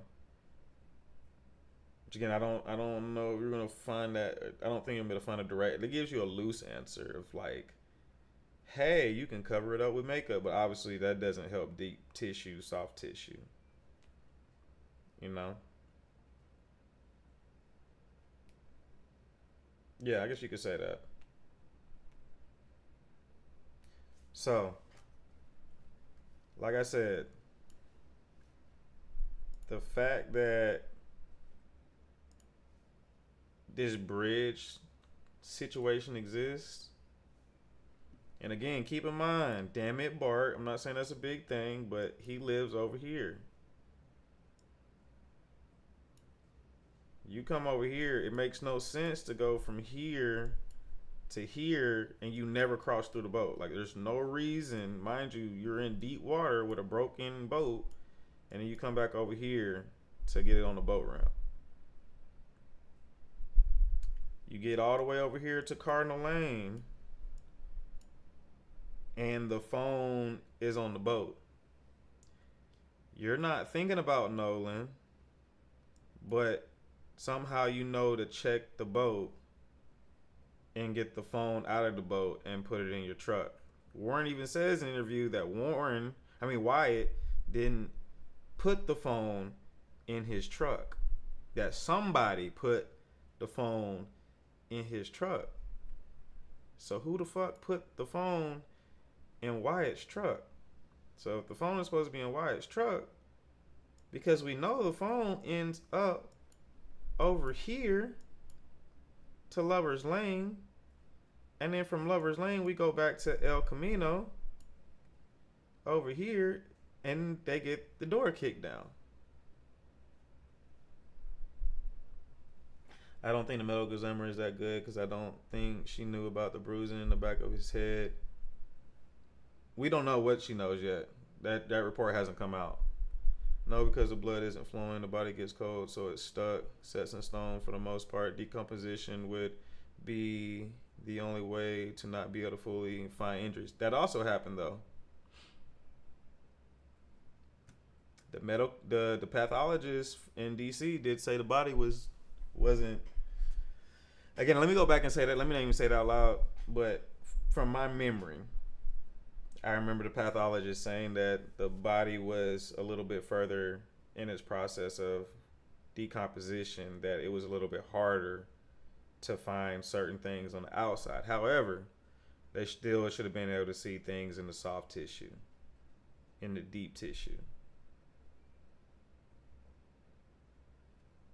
Right, the body can't heal itself, but we don't know what professionals may know. Again, that's me being very speculative. My common knowledge tells me it's not possible, and I agree with all you that it's just not possible. That's what my common knowledge tells me. It's not possible. But I cannot take away the fact that the father understands neck injuries and cardiovascular, which means you understand the way the heart beats, the way it pumps, the way blood flows, what's important, what's vital. You know what I'm saying? Like, because the heart is the engine of your body.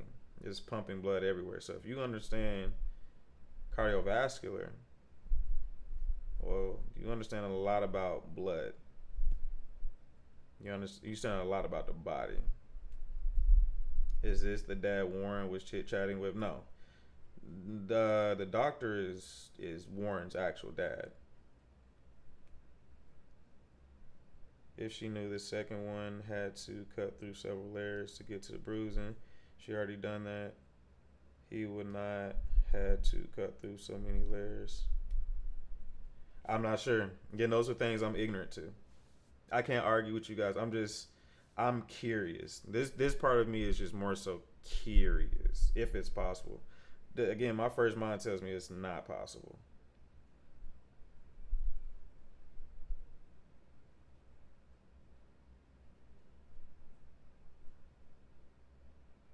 The other part to all this, and I agree with you, Leah, is that Warren said Nolan wasn't anywhere around when the incident happened with his brother and whomever the other kid was. But yet Tristan got into an altercation that day too. So, but neither one, Tristan doesn't say who he got into an altercation with, and Warren's little brother, we never find out what altercation, who the person was he got in an altercation with.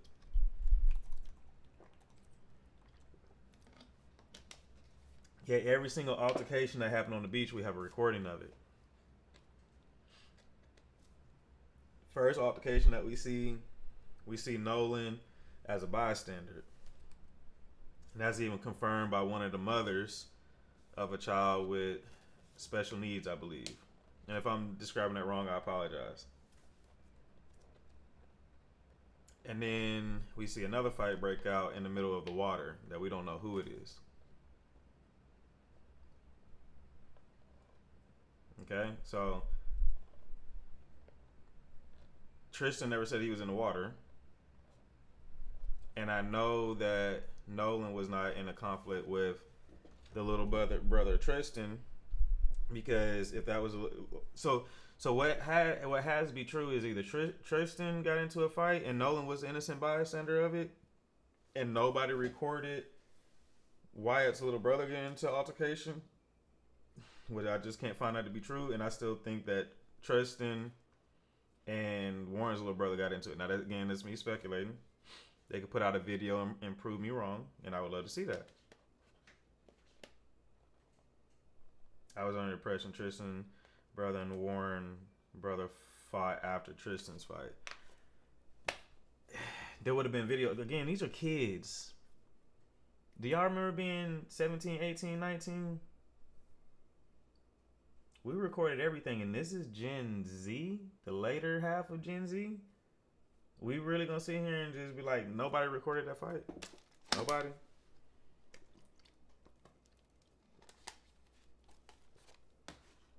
Absolutely nobody.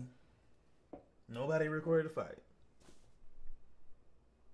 See, again, I tell you all the time, it's not singular events that I think are the problems. It's multiple when they start to stack up against each other.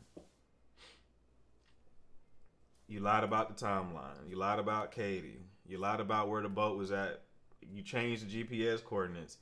You said you were forthcoming. You weren't forthcoming. You didn't give Bart's locations or GPS data because they weren't able to pull it from the actual metadata of the boat, so they have to do an actual deep dive.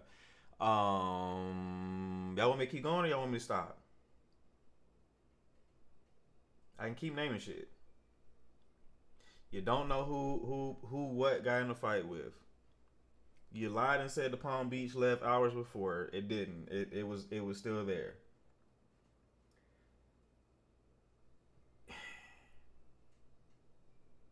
You said that Nolan stayed on the island. We don't know that to be true.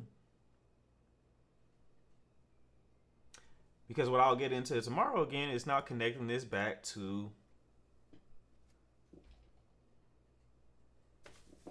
the Cajun Navy report. Who drove the Palm Beach boat? I think Warren did.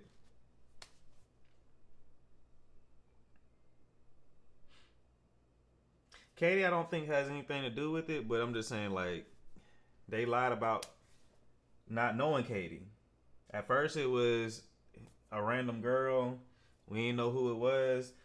Then y'all know who she is, and now y'all have a phone number.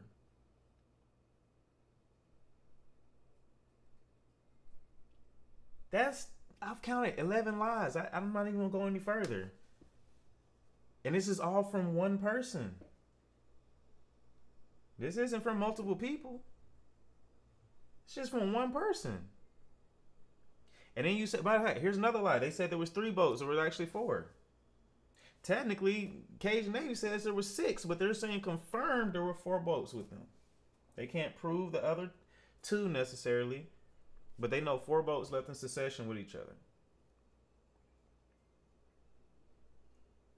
Last time you see Nolan was at 3, but then y'all called for him to come on and get on the boat to leave at 4:30, which is the last time that,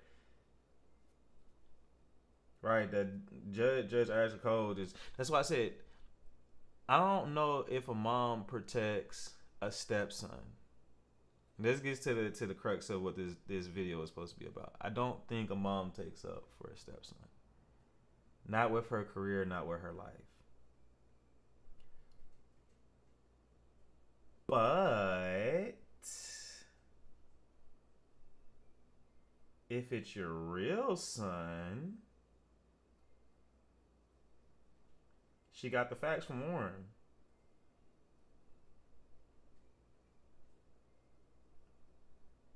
No judge is going to take up for someone if they don't believe the story or want it to be dealt with. I think Ashley was lying.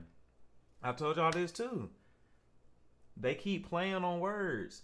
They said that they weren't on Horn Island on July 4th. But this is a family tradition that you've been doing with the boys since they were kids. So this was the first 4th of July that you don't go out on the water? On the biggest holiday that any of us have been alive for, the 250th anniversary? And they're MAGA-loving far-right people? You're going to break tradition on the biggest holiday of MAGA's life.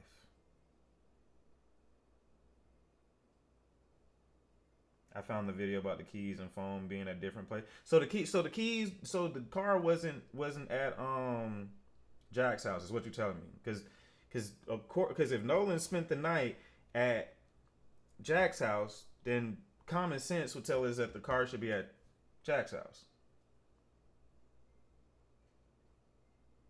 Am I tripping, Samelia? Keep going on. If she's afraid of dad, if the dad has something on her, she will. Yeah, I agree. Most of these kids want to be able to go out there again. The older ones probably could go maybe and not grandpa boat, but the young one most likely no. If they were in trouble of any kind, why would you post? Think like a kid. You know, Warren's mom's Katie was on Horn Island.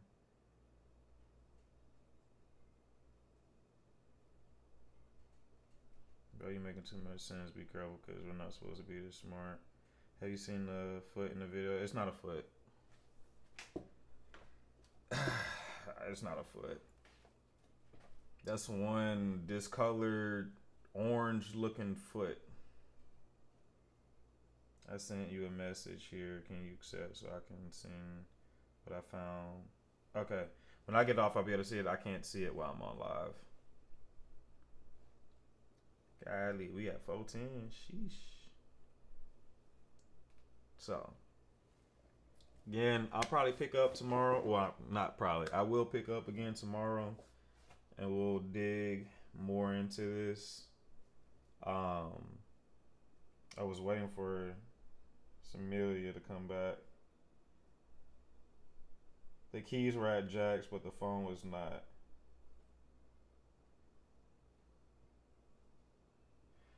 So that's so confusing. So when he says they went back to the buddy's house that they spent the night at, where would it have been? Triton doesn't have a below deck, but the Tide Line does. You think he lied?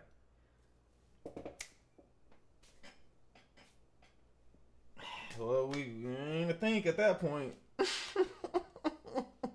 Because Warren has told a lot of lies. I think they were at Wyatt's. Wyatt's house would have been Cardinal Lane or the Bayou. The mom said in press conference.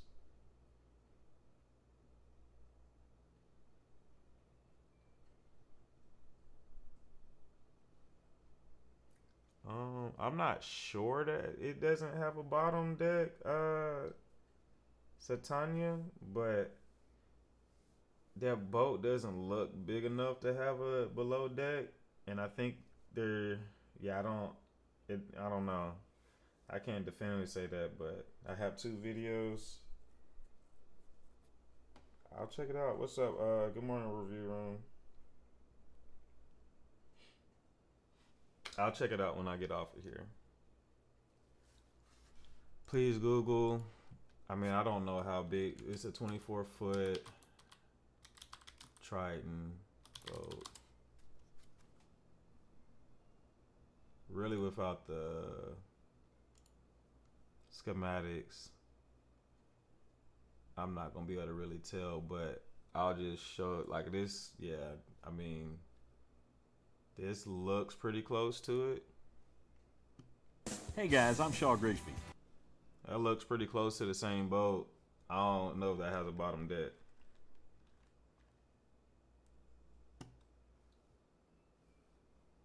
It's a 22 foot.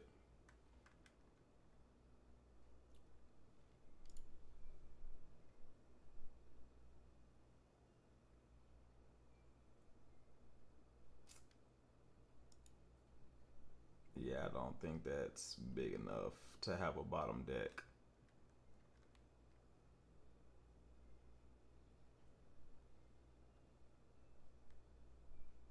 This one would be something that would have like a bottom deck. That's not what they had. They have something more like this, and I don't see how there's a bottom deck in this.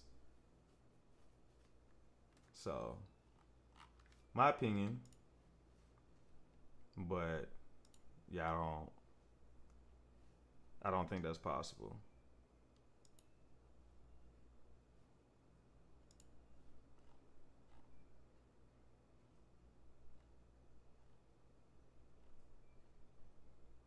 Not a lower deck. I'm not seeing anything that suggests there's a lower deck.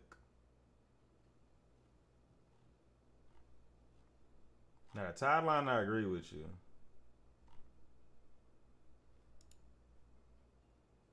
Yeah.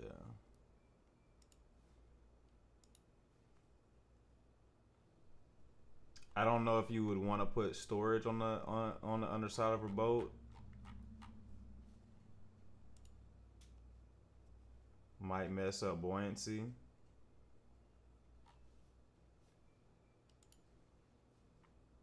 But yeah, the tide line, because I know it's a 24-foot tide line. Color doesn't matter.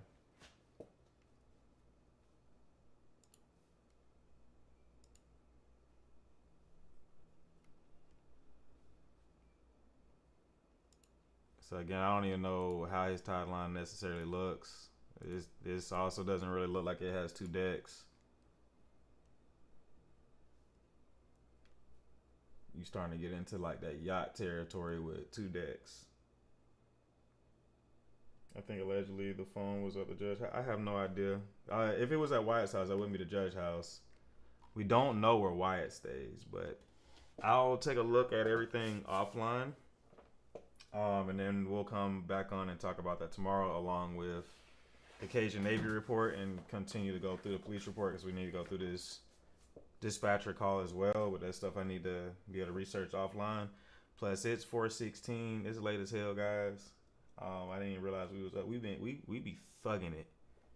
I don't know how we be thugging it, but we be thugging it. So yeah, I've done 3 hours with you guys. I have to use the restroom extremely bad as well. Not gonna lie to you. So, but thank you all for coming in to the live tonight. 140 of you on TikTok. Between 80 and 90 people on YouTube. Appreciate you all. If you aren't following on TikTok, hit the follow button. Thank you for all the likes. Thank you for all the thank you for that. Appreciate it. Big gives. If you aren't subscribed to the YouTube and you're on YouTube, make sure you hit that subscribe button. Hit the bell for all notifications. If you're on TikTok and you haven't subscribed to the YouTube, I would ask from the bottom of my heart. I don't ask for gifts or anything. I just ask for you to subscribe to the YouTube and let the algorithm do the rest. Whatever we make through monetization on YouTube, part of those proceedings will either go to a protest or to the Wells family. But thank you, and just keep up with me. Ask questions. If you see something, inbox it to me. Do not tag me in it. I probably won't see it because I ignore my comments now. What time are you on today? I don't know. I'm trying to get a schedule. I'm trying to make it like 11. Like I'm trying to be on. Well, I'm trying to make it 9 and 11. I'm trying to be on between 9 a.m. and 11 a.m. in the morning, and then 11 p.m. at night. And then if I want to do something special, or if I have extra information, I'll pop in between that. But I know tomorrow I won't be on by 9. Plus my son is home from school. So I don't know how tomorrow is necessarily going to go. So if I don't go live until tomorrow night, it's because I'm with him. But if I can kind of get him distracted, then I may go live. But yeah, it depends on that. Are you saying they spent the night at Jack's granddad house or Jack's granddad? So I'll show this. It'll be the last thing I show. Well, you gotta be on the YouTube. Damn it.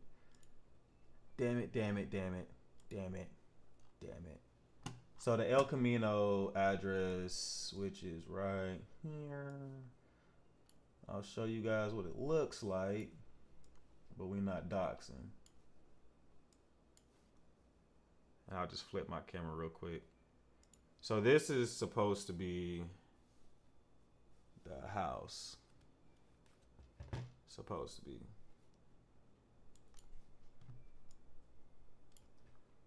And this is where they were saying that they spent. Hold on, let me change it.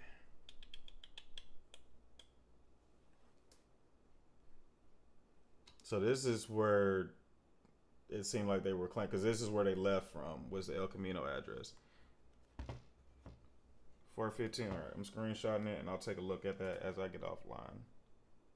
Okay. All right. Let me get off of here, guys, because like I said, I have to use the gentleman's room. All right. Good night to you guys. Get some sleep. Watch something else before you go to sleep. Don't be with this dark shit on your mind going to sleep. You will have nightmares. We'll have nightmares. All right, everybody. Good night. I'm about to accept your DM right now.